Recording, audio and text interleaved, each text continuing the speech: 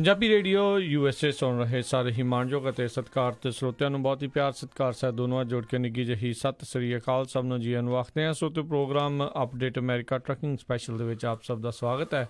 ਮੇਰੇ ਨਾਲ ਪ੍ਰੋਗਰਾਮ ਜੁੜ ਚੁੱਕੇ ਨੇ ਹਰਜੋਤ ਸਿੰਘ ਖਾਲਸਾ ਜੀ, ਸਵਾਗਤ ਹੈ। ਸਤਿ ਸ਼੍ਰੀ ਅਕਾਲ ਜੀ। ਸਤਿ ਸ਼੍ਰੀ ਅਕਾਲ ਜੀ। ਪੰਜਾਬੀ ਰੇਡੀਓ USA ਦੇ ਜਿੰਨੇ ਵੀ ਸਰੋਤੇ ਸਾਡੇ ਸਾਰੇ ਹੀ AM station, FM station, side band ਵਾਲੇ ਸਟੇਸ਼ਨ, ਟੈਲੀਫੋਨ, ਆਈਫੋਨ ਦੇ ਰਾਹੀਂ, ਐਪਸ ਦੇ ਰਾਹੀਂ, ਫੇਸਬੁੱਕ ਦੇ ਉੱਤੇ ਜਿੰਨੇ ਵੀ ਸਾਡੇ ਸਰੋਤੇ ਜੁੜੇ ਹੋਏ ਆ ਸਾਰਿਆਂ ਨੂੰ ਜੀ ਆਇਆਂ ਨੂੰ ਤੇ ਬਹੁਤ ਹੀ ਪਿਆਰ ਤੇ ਸਤਿਕਾਰ ਭਰੀ ਸਤਿ ਸ਼੍ਰੀ ਅਕਾਲ। ਤੇ ਸਰੋਤਿਓ, ਅੱਜ ਅਗਸਤ ਦੀ 25 ਤਰੀਕ ਆ ਤੇ ਦਿਨ ਜਿਹੜਾ ਆ ਉਹ ਸ਼ਨੀਚਰਵਾਰ ਆ ਜੀ। ਤੇ ਸਰੋਤਿਓ, ਵੱਖ-ਵੱਖ ਖਬਰਾਂ ਦੇ ਨਾਲ ਤੇ ਖਾਸ ਕਰਕੇ ਜਿਹੜੀਆਂ ਟਰੱਕਿੰਗ ਦੇ ਨਾਲ ਜੁੜੀਆਂ ਖਬਰਾਂ ਹੈ ਉਸ ਦੇ ਨਾਲ ਜਿਹੜੀ ਆਪਾਂ ਤੁਹਾਨੂੰ ਜਾਣਕਾਰੀ ਦੇਵਾਂਗੇ।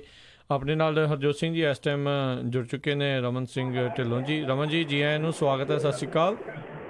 ਸਤਿ ਸ਼੍ਰੀ ਅਕਾਲ ਜੀ ਸਾਰੇ ਸੁਣਨ ਵਾਲਿਆਂ ਨੂੰ ਪਿਆਰ ਭਰੀ ਸਤਿ ਸ਼੍ਰੀ ਅਕਾਲ from Dallas Texas get truck show ਤੇ।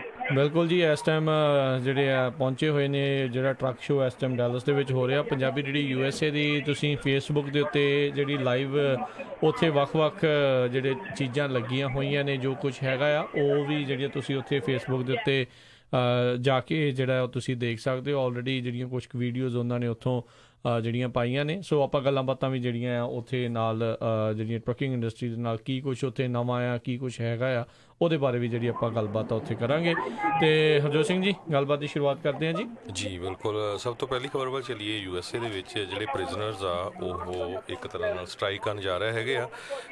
ਜਿਹੜੇ ਆਪਾਂ ਪਿਛਲੇ ਦਿਨਾਂ ਤੋਂ ਵੀ ਦੱਸਦੇ ਆਏ ਆ ਵੀ ਕਿਸ ਤਰ੍ਹਾਂ ਜਿਹੜੇ ਕੈਦੀ ਹੈਗੇ ਆ, ਇਕੱਲੇ ਹੋਰ ਮੁਲਕਾਂ 'ਚ ਨਹੀਂ, USA ਦੇ ਵਿੱਚ ਵੀ ਉਹਨਾਂ ਦੀਆਂ ਜਿਹੜੀਆਂ ਹਾਲਤਾਂ ਆ ਬੜੀਆਂ ਖਰਾਬ ਹੈਗੀਆਂ ਆ। 86 ਸੈਂਟ ਪਰ ਆਵਰ ਦੇ ਹਿਸਾਬ ਨਾਲ ਜਿਹੜੀ ਆ ਉਹਨਾਂ ਨੂੰ ਵੇਜਸ ਜਾਂ ਜਿਹੜੀ ਆਪਾਂ ਤਨਖਾਹ ਕਹਿ ਸਕਦੇ ਆ ਉਹ ਦਿੱਤੀ ਜਾਂਦੀ ਆ।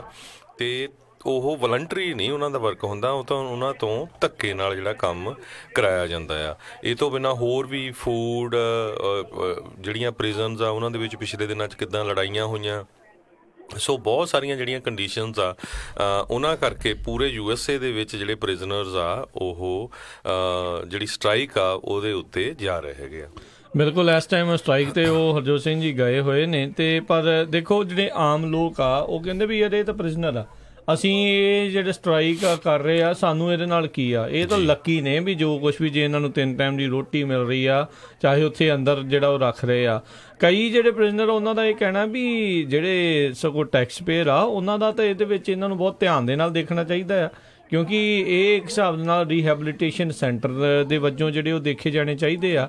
ਤੇ ਰੀਹੈਬਲੀਟੇਸ਼ਨ ਸੈਂਟਰ ਦੇ ਵਿੱਚ ਜੇ ਉੱਥੇ ਉਹ ਆ ਕੇ ਜਿਹੜਾ ਕ੍ਰਿਮੀਨਲ ਆ ਉਹ ਠੀਕ ਨਹੀਂ ਹੋ ਰਿਹਾ ਤੇ ਬਾਅਦ 'ਚ ਮੁੜ ਕੇ ਫਿਰ ਕ੍ਰਾਈਮ ਕਰਕੇ ਮੁੜ ਕੇ ਵਾਪਸ ਉੱਥੇ ਆ ਰਿਹਾ, ਤੇ ਇਹਦਾ ਮਤਲਬ ਟੈਕਸ ਪੇਅਰ ਦੀ ਜਿਹੜੀ ਮਨੀ ਹੈ ਟੋਟਲੀ ਵੇਸਟ ਹੋ ਰਹੀ ਆ।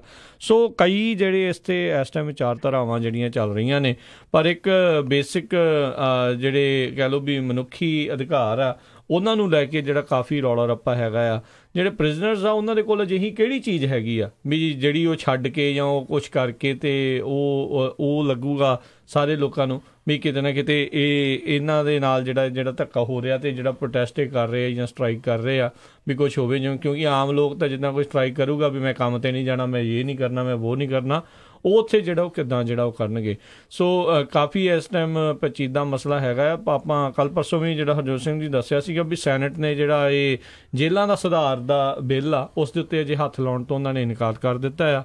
ਉਹਨਾਂ ਨੇ ਕਿਹਾ ਵੀ ਹੁਣ ਇਲੈਕਸ਼ਨ ਤੋਂ ਬਾਅਦ ਹੀ ਜਿਹੜਾ ਇਸ ਦੇ ਉੱਤੇ ਜਿਹੜੀ ਨਜ਼ਰ ਆ ਉਹ ਮਾਰੀ ਜਾਊਗੀ। ਬਿਲਕੁਲ। ਸਰੋਤਿਆਂ ਨੂੰ ਦੱਸਦੇ ਇਹ ਜਿਹੜਾ ਜੇਲ੍ਹਾਂ ਦਾ ਕੰਮ ਆ ਇਹ ਇੱਕ ਤਰ੍ਹਾਂ ਨਾਲ ਬਿਜ਼ਨਸ ਹੈਗਾ ਆ। ਜਿਹੜੇ ਪੋਲੀਟੀਸ਼ੀਅਨ ਆ ਉਹ ਆਪਣੇ ਜਿਹੜੇ ਖਾਸ ਬੰਦੇ ਆ ਉਹਨਾਂ ਨੂੰ ਕੌਂਟਰੈਕਟ ਦਿੱਤੇ ਹੋਏ ਆ।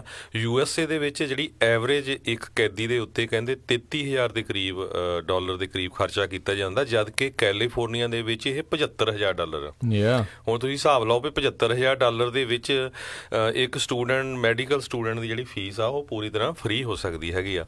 ਸੋ ਜਿਹੜੇ ਪਹਿਲਾਂ ਵੀ ਕੈਦੀ ਰਹਿ ਚੁੱਕੇ ਹੈਗੇ ਆ ਉਹਨਾਂ ਦਾ ਵੀ ਕਹਿਣ ਦਾ ਮਤਲਬ ਇਹੀ ਆ ਵੀ ਜਿਹੜੀ ਸਟ੍ਰਾਈਕ ਆ ਉਹਦਾ ਸ਼ੋਅ ਕਰਨਾ ਇਹ ਆ ਵੀ ਲੋਕਾਂ ਨੂੰ ਇਹ ਨਹੀਂ ਸੋਚਣਾ ਚਾਹੀਦਾ ਵੀ ਬੰਦੇ ਨੂੰ ਕੈਦ ਹੋ ਗਈ, ਖਤਮ ਹੋ ਕੇ ਬਾਹਰ ਹੋ ਜਾਊਗਾ।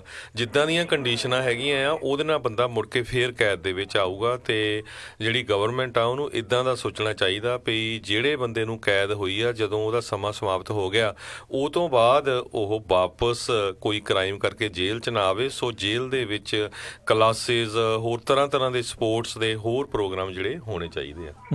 ਜੀ ਜੀ ਬਿਲਕੁਲ। ਤੇ ਅਗਲੀ ਜਿਹੜੀ ਆਪਾਂ ਹਰਜੋਤ ਸਿੰਘ ਜੀ ਗੱਲਾਂ ਉਸ ਦੇ ਵੱਲ ਵੱਧਦੇ ਹਾਂ। ਕੱਲ੍ਹ ਜਿਹੜੇ ਟਰੰਪ ਆਰਗੇਨਾਈਜੇਸ਼ਨ ਦੇ ਜਿਹੜੇ ਉਹਨਾਂ ਦਾ ਮੇਨ ਚੀਫ ਫਾਈਨੈਂਸ਼ੀਅਲ ਆਫਿਸਰ ਜਿਹੜਾ ਸੀਗਾ ਉਸ ਨੂੰ ਇਮਿਊਨਿਟੀ ਜਿਹੜੀ ਆ ਮਿਊਲਰ ਪ੍ਰੋਬ ਦੇ ਵਿੱਚ ਜਿਹੜੀ ਉਹ ਦਿੱਤੀ ਗਈ ਆ। ਜਿਹੜੀ ਮਿਊਲਰ ਪ੍ਰੋਬ ਵਾਲੇ ਆ ਉਹਨਾਂ ਨੇ ਜਿਹੜੇ ਹੁਣ ਕੁਛ ਕੁ ਜਾਣਿਆਂ ਨੂੰ ਇਮਿਊਨਿਟੀ ਜਿਹੜੀ ਦਿੱਤੀ, ਜਿਸ 'ਚ ਉਹਨਾਂ ਦਾ ਪੁਰਾਣਾ ਵਕੀਲ ਮਾਈਕਲ ਕੋਹਨ ਉਹ ਵੀ ਆ ਸ਼ਾਮਿਲ ਆ ਅਤੇ ਹੁਣ ਇਹ ਜਿਹੜਾ ਬੰਦਾ ਵੀ ਸ਼ਾਮਿਲ ਆ। ਅਤੇ ਕਹਿੰਦੇ ਵੀ ਜਿਹੜਾ ਰੋਜ਼ਮਰਾ ਦਾ ਫਾਈਨੈਂਸ਼ੀਅਲ ਕੰਮ ਸੀਗਾ ਕਿੱਦਾਂ ਉਸਨੇ ਬਾਕੀ ਬਾਹਰਲੀਆਂ ਜਿਹੜੀ ਟਰੰਪ ਔਰਗਨਾਈਜੇਸ਼ਨਸ ਜਿਹੜੀਆਂ ਹੈਗੀਆਂ ਆ ਅਤੇ ਉਹਦੇ ਕਰਕੇ ਜਿਹੜਾ ਜਿੰਨਾ ਵੀ ਉਹ ਸਾਰਾ ਉਹਦਾ ਕਰਤਾ ਧਰਤਾ ਸੀਗਾ ਉਹ ਦੇਖਦਾ ਸੀਗਾ ਵੀ ਕਿੱਥੇ ਕਿੰਨਾ ਇੰਟਰਸਟ ਜਾਣਾ, ਕਿੱਦਾਂ ਨੈਗੋਸੀਏਸ਼ਨ ਜਿਹੜੀਆਂ ਵੱਖ-ਵੱਖ ਹੋਰ ਦੇਸ਼ਾਂ ਦੇ ਨਾਲ, ਹੋਰ ਕੰਪਨੀਆਂ ਦੇ ਨਾਲ ਜਿਹੜੀਆਂ ਕਰਨੀਆਂ ਸੀ। ਸੋ ਉਹਨੂੰ ਇਮਿਊਨਿਟੀ ਦਿੱਤੀ ਆ। ਤਾਂ ਮਿਊਲਰ ਪ੍ਰੋਬ ਵਾਲੇ ਜਿਹੜੇ ਆ ਉਹ ਕੁਛ ਨਾ ਕੁਛ ਸੋਚ ਰਹੇ ਆ ਵੀ ਇਹਦੇ ਕੋਲ ਬਹੁਤ ਹੀ ਜ਼ਿਆਦਾ ਕੋਈ ਪੁਖਤਾ ਜਾਣਕਾਰੀ ਆ ਉਹ ਹੋਊਗੀ ਜਿਹੜਾ ਵੀ ਕੇਸ ਜਿਹੜਾ ਇਸ ਟਾਈਮ ਚੱਲ ਰਿਹਾ ਆ। ਕਈ ਵਾਰੀ ਕੀ ਹੁੰਦਾ ਹਰਜੋਤ ਸਿੰਘ ਜੀ, ਜਿਹੜੀ ਇਨਵੈਸਟੀਗੇਸ਼ਨ ਚੱਲ ਰਹੀ ਹੁੰਦੀ ਆ ਉਹ ਸ਼ੁਰੂ ਕਿਸੇ ਗੱਲ ਤੋਂ ਹੁੰਦੀ ਆ ਅਤੇ ਬਾਅਦ ਦੇ ਵਿੱਚ ਬੰਦਾ ਅੜਿੱਕਾ ਕਿਸੇ ਹੋਰ ਕੰਮ ਦੇ ਵਿੱਚ ਜਿਹੜਾ ਆ ਉਹ ਆ ਜਾਂਦਾ ਹੁੰਦਾ ਆ। ਸੋ ਇਮਿਊਨਿਟੀ ਇੱਦਾਂ ਦੀ ਚੀਜ਼ ਨਹੀਂ ਹੈ ਜਿਹੜੀ ਕੇਲੇ ਸੇਬ ਵਾਂਗੂ ਜਿਹੜੀ ਆ ਉਹ ਵੰਡੀ ਜਾਂਦੇ ਹੋਣ। ਇਹ ਜਿਹੜੇ ਪ੍ਰੋਸੀਕਿਊਟਰ ਆ ਇਮਿਊਨਿਟੀ ਖਾਸ ਕਰਕੇ ਜਿਹੜੀ ਸਰਕਾਰੀ ਇਮਿਊਨਿਟੀ ਆ ਉਦੋਂ ਹੀ ਦਿੰਦੇ ਆ ਜਦੋਂ ਉਹਨਾਂ ਨੂੰ ਲੱਗਦਾ ਆ ਵੀ ਉਹ ਬਹੁਤ ਹੀ ਜ਼ਿਆਦਾ ਕੋਈ ਤਗੜੀ ਚੀਜ਼ ਜਿਹੜੀ ਉਹ ਦੱਸੂਗਾ। ਅਤੇ ਕਈ ਜਣੇ ਇਹ ਵੀ ਸੋਚਦੇ ਆ ਵੀ ਜਿਹੜੀ ਇਮਿਊਨਿਟੀ ਦਿੱਤੀ ਉਹ ਸ਼ਾਇਦ ਕੁਛ ਤਰੀਕੇ ਦੇ ਨਾਲ ਹੀ ਜਿਹੜੀ ਹੋਊਗੀ, ਕੁਛ ਚੀਜ਼ਾਂ ਦੇ ਵਿੱਚ ਇਮਿਊਨਿਟੀ ਹੋਊਗੀ, ਪਰ ਕਹਿੰਦੇ ਵੀ ਜੇ ਫਿਰ ਉਹ ਇਮਿਊਨਿਟੀ ਵਾਪਸ ਲੈ ਕੇ ਉਹਨੂੰ ਜਿਹੜਾ ਰਗੜ ਸਕਦੇ ਨੇ। ਸੋ ਕਾਫੀ ਜਿਹੜਾ ਇਸ ਟਾਈਮ ਮਾਮਲਾ ਜਿਹੜਾ ਪੇਚੀਦਾ ਜਿਹੜਾ ਹੁੰਦਾ ਜਾ ਰਿਹਾ ਆ। ਅਤੇ ਇਹ ਵੀਕ ਖਾਸ ਕਰਕੇ ਜਿਹੜੇ ਰਾਸ਼ਟਰਪਤੀ ਟਰੰਪ ਦੇ ਲਈ ਖਾਸ ਕਰਕੇ ਜੇ ਆਪਾਂ ਅਦਾਲਤ ਨੂੰ ਲੈ ਕੇ ਕਹੀਏ ਤਾਂ ਕੋਈ ਸੁਖਾਵਾਂ ਜਿਹੜਾ ਆ ਉਹ ਨਹੀਂ ਰਿਹਾ। ਕਈ ਚੀਜ਼ਾਂ ਦੇ ਵਿੱਚ ਉਹ ਉਹਨਾਂ ਦਾ ਜਿਹੜਾ ਨਾਮ ਆ ਉਹ ਵਿਵਾਦਾਂ ਦੇ ਵਿੱਚ ਹੋਰ ਘਿਰਦਾ ਜਾ ਰਿਹਾ ਆ ਜੀ। ਅਤੇ ਅਗਲੀ ਹੋਰ ਵੱਲ ਚੱਲੀਏ, ਜਿਹੜੇ ਕਹਿੰਦੇ ਆਈਸ ਇਮੀਗ੍ਰੇਸ਼ਨ ਕਸਟਮ ਐਨਫੋਰਸਮੈਂਟ ਵਾਲੇ ਉਹਨਾਂ ਨੇ ਕਹਿੰਦੇ ਬਹੁਤ ਵੱਡੀ ਗਿਣਤੀ ਦੇ ਵਿੱਚ ਜਿਹੜੇ ਹੋਰ ਪੈਰਾਂ ਦੇ ਉੱਤੇ ਜਿਹੜੇ ਐਂਕਲ ਦੇ ਉੱਤੇ ਲੋਕ ਲਾਏ ਹੁੰਦੇ ਆ ਉਹ ਆਰਡਰ ਕੀਤੇ ਹੈਗੇ ਆ, ਐਂਕਲ ਮੋਨੀਟਰਸ ਜਿਨ੍ਹਾਂ ਨੂੰ ਕਿਹਾ ਜਾਂਦਾ ਹੈਗਾ। ਅਤੇ ਜਿਹੜੇ ਇਮੀਗ੍ਰੇਸ਼ਨ ਅਟੋਰਨੀਜ਼ ਜਾਂ ਐਡਵੋਕੇਟਸ ਆ ਉਹ ਕਹਿੰਦੇ ਵੀ ਇਹ ਇਨਹਿਊਮੈਨ ਬਹੁਤ ਮਾੜੀ ਗੱਲ ਹੈਗੀ ਆ, ਕਿਉਂਕਿ ਜਿਹੜੇ ਇਹ ਐਂਕਲ ਦੇ ਉੱਤੇ ਲਾਏ ਜਾਂਦੇ ਹੈਗੇ ਆ ਲੌਕਸ, ਇਹ ਕ੍ਰਿਮੀਨਲ ਦੇ ਉੱਤੇ ਲਾਈ ਜਾਂਦੇ ਆ, ਨਾ ਕਿ ਜਿਹੜਾ ਕੋਈ ਬੰਦਾ ਪੋਲੀਟੀਕਲ ਅਸਾਈਲਮ ਲਈ ਅਪਲਾਈ ਕਰ ਰਿਹਾ ਆ। ਉਹ ਤਾਂ ਅੱਗੇ ਆਪਣੇ ਮੁਲਕ ਦੇ ਵਿੱਚ ਦੁੱਖ ਦਾ ਮਾਰਿਆ USA ਦੇ ਵਿੱਚ ਆ ਰਿਹਾ ਹੈਗਾ ਆ। ਪਰ ਸਭ ਤੋਂ ਪਹਿਲਾਂ ਕਹਿੰਦੇ ਇਹ ਜਿਹੜਾ ਪ੍ਰੋਗਰਾਮ ਆ UPS ਮੋਨੀਟਰ ਜਿਹੜਾ ਟੋਟਲੀ ਮੋਨੀਟਰ ਕਰਦੇ ਹੈਗੇ ਆ, ਉਹਨੂੰ 2002 ਦੇ ਵਿੱਚ ਸੈਟਅਪ ਕੀਤਾ ਗਿਆ ਸੀ ਅਤੇ ਉਹ ਤੋਂ ਬਾਅਦ 2014 ਦੇ ਵਿੱਚ ਜਿਹੜਾ ਆ ਇਹਨੂੰ ਬੜੀ ਵੱਡੀ ਗਿਣਤੀ ਦੇ ਵਿੱਚ ਐਕਸਪੈਂਡ ਕਰ ਦਿੱਤਾ ਗਿਆ, ਕਿਉਂਕਿ ਉਸ ਟਾਈਮ ਦੇ ਉੱਤੇ ਅਸਾਈਲਮ ਸੀਕਰਸ, ਬਹੁਤ ਸਾਰੇ ਗੈਂਗ ਅਤੇ ਡਰੱਗ ਸਮਗਲਰਸ, ਡੋਮੈਸਟਿਕ ਵਾਇਲੈਂਸ ਵਾਲੇ ਲੋਕ ਜਿਹੜੇ ਆ ਸੈਂਟਰਲ ਅਮਰੀਕਾ ਤੋਂ ਆਉਣੇ ਸ਼ੁਰੂ ਹੋਏ ਸੀ। ਅਤੇ ਹੁਣ ਜਦੋਂ ਤੋਂ ਟਰੰਪ ਐਡਮਿਨਿਸਟ੍ਰੇਸ਼ਨ ਆਇਆ ਅਤੇ ਹੁਣ ਇਹਦੀ ਜਿਹੜੀ ਗਿਣਤੀ ਆ ਬਹੁਤ ਜ਼ਿਆਦਾ ਕਰ ਦਿੱਤੀ ਗਈ ਆ। ਅਤੇ ਕਹਿੰਦੇ ਪਈ 84,500 ਲੋਕਾਂ ਦੇ ਆਲਰੇਡੀ ਜਿਹੜੇ ਐਂਕਲ ਦੇ ਉੱਤੇ ਮੋਨੀਟਰਸ ਆ ਉਹ ਲੱਗੇ ਹੋਏ ਆ ਐਜ਼ ਆਫ ਜੁਲਾਈ 31 2018। ਜੀ ਜੀ। ਅਤੇ ਹਰਜੋਤ ਸਿੰਘ ਜੀ, ਆਪਾਂ ਜਿਹੜੀਆਂ ਟਰੱਕਿੰਗ ਨਿਊਜ਼ ਉਸ ਦੇ ਵੱਲ ਵੱਧਦੇ ਹਾਂ। ਅਤੇ ਰਾਈਟ ਨਾਓ ਰਮਨ ਢਿੱਲੋਂ ਜੀ ਜਿਹੜੇ ਇਸ ਟਾਈਮ ਡੈਲਸ ਦੇ ਵਿੱਚ ਜਿਹੜਾ ਗ੍ਰੇਟ ਅਮਰੀਕਨ ਟਰੱਕ ਸ਼ੋ ਹੋ ਰਿਹਾ ਆ, ਸੋ ਉੱਥੇ ਪਹੁੰਚੇ ਹੋਏ ਨੇ। ਅਤੇ ਰਮਨ ਜੀ, ਸਭ ਤੋਂ ਪਹਿਲਾਂ ਤਾਂ ਇਹੀ ਦੱਸੋ ਕਿੱਦਾਂ ਦੇ ਉੱਥੇ ਹਾਲਾਤ ਨੇ, ਕਿੰਨੇ ਕੁ ਲੋਕ ਉੱਥੇ ਆ ਰਹੇ ਨੇ, ਕੀ ਕੁਛ ਜਿਹੜਾ ਚੱਲ ਰਿਹਾ ਹੈਗਾ? ਦੇਖੋ ਜੀ, ਹਾਲਾਤ ਇੱਥੇ ਬਹੁਤ ਵਧੀਆ ਹੈਗੇ ਆ, ਬਹੁਤ ਜ਼ਿਆਦਾ ਜਿਹੜੀ ਇਨਫੋਰਮੇਸ਼ਨ ਉਹ ਅਵੇਲੇਬਲ ਹੈਗੀ ਆ ਇਸ ਵੇਲੇ ਇੱਥੇ ਹਰ ਇੱਕ ਨੂੰ। ਅਤੇ ਲੋਕੀ ਜਿਹੜੇ ਆ ਹਰ ਇੱਕ ਕਮਿਊਨਿਟੀ ਦੇ ਜਿਹੜੇ ਆ ਹੁਮਾ ਕੇ ਪਹੁੰਚ ਰਹੇ ਆ ਇੱਥੇ। ਅਤੇ ਸਿਰਫ ਮਿਸਿੰਗ ਹੈਗੀ ਆ ਅਤੇ ਸਿਰਫ ਆਪਣੀ ਕਮਿਊਨਿਟੀ ਮਿਸਿੰਗ ਹੈਗੀ ਆ। ਸਾਨੂੰ ਪਿਛਲੇ 2 ਦਿਨ ਅਤੇ ਅੱਜ ਤੀਸਰੇ ਦਿਨ ਦੇ ਵਿੱਚ ਆਣ ਕੇ ਸਾਡੇ 2 ਸਿੱਖ ਭਾਈ ਸਾਹਿਬ ਹੁਣੀ ਮਿਲੇ ਆ। ਅਤੇ ਉਸ ਤੋਂ ਬਿਨਾਂ ਸਾਨੂੰ ਆਲਮੋਸਟ ਮੇਰੇ ਖਿਆਲ ਨਿਲ ਦੇ ਮੁਤਾਬਿਕ ਹੈਗੀ ਆ ਕੋਈ ਵੀ ਸਾਡੀ ਕਮਿਊਨਿਟੀ ਜਿਹੜੀ ਇੱਥੇ ਪਹੁੰਚੀ ਹੋਵੇ। ਪਰ ਜਦੋਂ ਆਪਣੀ ਐਜੂਕੇਸ਼ਨ ਦੀ ਗੱਲ ਆਉਂਦੀ ਹੈ ਜਾਂ ਜਾਣਕਾਰੀ ਲੈਣ ਦੀ ਗੱਲ ਆਉਂਦੀ ਆ ਅਤੇ ਅਸੀਂ ਬਹੁਤ ਪਿੱਛੇ ਰਹਿ ਜਾਂਦੇ ਹਾਂ, ਜਿੱਥੇ ਕਿ ਫ੍ਰੀ ਜਾਣਕਾਰੀ, ਫ੍ਰੀ ਇਨਫੋਰਮੇਸ਼ਨ ਜਿਹੜੀ ਆ ਉਹ ਇੱਥੇ ਅਵੇਲੇਬਲ ਹੈਗੀ ਆ। ਹਰ ਇੱਕ ਜਿਹੜੀ ਕਮਿਊਨਿਟੀ ਦਾ ਬੰਦਾ ਇੱਥੇ ਅਵੇਲੇਬਲ ਹੈਗਾ, ਪਰ ਸਾਡੀ ਕਮਿਊਨਿਟੀ ਮਿਸਿੰਗ ਹੈਗੀ ਆ। ਸੋ FMCSA ਦੀ ਗੱਲ ਵੀ ਮੈਂ ਇੱਥੇ ਕਰੂੰਗਾ ਕਿ FMCSA ਜਿਹੜੀ ਆ ਉਹ ਬੜੀ ਤਾਦਾਦ ਦੇ ਵਿੱਚ ਇੱਥੇ ਪਹੁੰਚੀ ਆ। ਅਤੇ ਉਦੋਂ ਮਤਲਬ ਕਿ ਉਹਨਾਂ ਦੀ ਜਿਹੜੇ ਇਸ ਵੇਲੇ ਹਰ ਇੱਕ ਆਪਸ਼ਨ ਦੇ ਉੱਤੇ ਤੁਸੀਂ ਉਹਨਾਂ ਨਾਲ ਗੱਲਬਾਤ ਕਰ ਸਕਦੇ ਆ, ਉਹ ਤੁਹਾਡੇ ਨਾਲ ਗੱਲਬਾਤ ਕਰਨ ਨੂੰ ਰੈਡੀ ਹੈਗੇ ਆ। ਸੋ ਤੁਸੀਂ ਇਹ ਬੜਾ ਵਧੀਆ ਮੌਕਾ ਹੁੰਦਾ ਆ ਕਿ ਜਦੋਂ ਤੁਸੀਂ ਫੇਸ ਟੂ ਫੇਸ ਜਿਹੜੇ FMCSA ਦੇ ਜਿਹੜੇ ਐਡਮਿਨਿਸਟ੍ਰੇਟਰ ਆ ਰੇ ਮਾਰਟੀਨੇਜ਼, ਉਹ ਵੀ ਕੱਲ੍ਹ ਇੱਥੇ ਸੀਗੇ। ਜਿਹੜੇ ਚੀਫ ਕੰਪਲਾਇੰਸ ਆਫਿਸਰ ਹੈਗੇ ਆ ਜੋ ਡਲਰੈਂਜ਼, ਉਹ ਵੀ ਇੱਥੇ ਸੀਗੇ। ਉਹਨਾਂ ਨਾਲ ਮੁਲਾਕਾਤ ਹੋਈ, ਗੱਲਬਾਤ ਹੋਈ। ਹੁਣ ਦੇਖੋ ਕਈ ਵਾਰੀ ਸਾਡੇ ਕੋਲ ਜਿਹੜੇ ਕੁਐਸਚਨ ਹੁੰਦੇ ਆ ਨਾ ਉਹ ਇੱਕ ਲਿਮਿਟਡ ਹੁੰਦੇ ਆ, ਅਸੀਂ ਪੁੱਛ ਸਕਦੇ ਹਾਂ, ਪਰ ਕਈ ਵਾਰੀ ਤੁਹਾਡੀ ਆਪਣੀ ਸਿਚੁਏਸ਼ਨ ਹੈਗੀ, ਤੁਸੀਂ ਆਪਣੀ ਸਿਚੁਏਸ਼ਨ ਦੇ ਬਾਬਤ ਕੋਈ ਕੁਐਸਚਨ ਪੁੱਛਣਾ ਹੈਗਾ ਉਹ ਤੁਸੀਂ ਪੁੱਛ ਸਕਦੇ ਆ ਜਾਂ ਤੁਸੀਂ ਸਾਡੇ ਤੱਕ ਪੁੱਛਦਾ ਕਰ ਸਕਦੇ ਆ।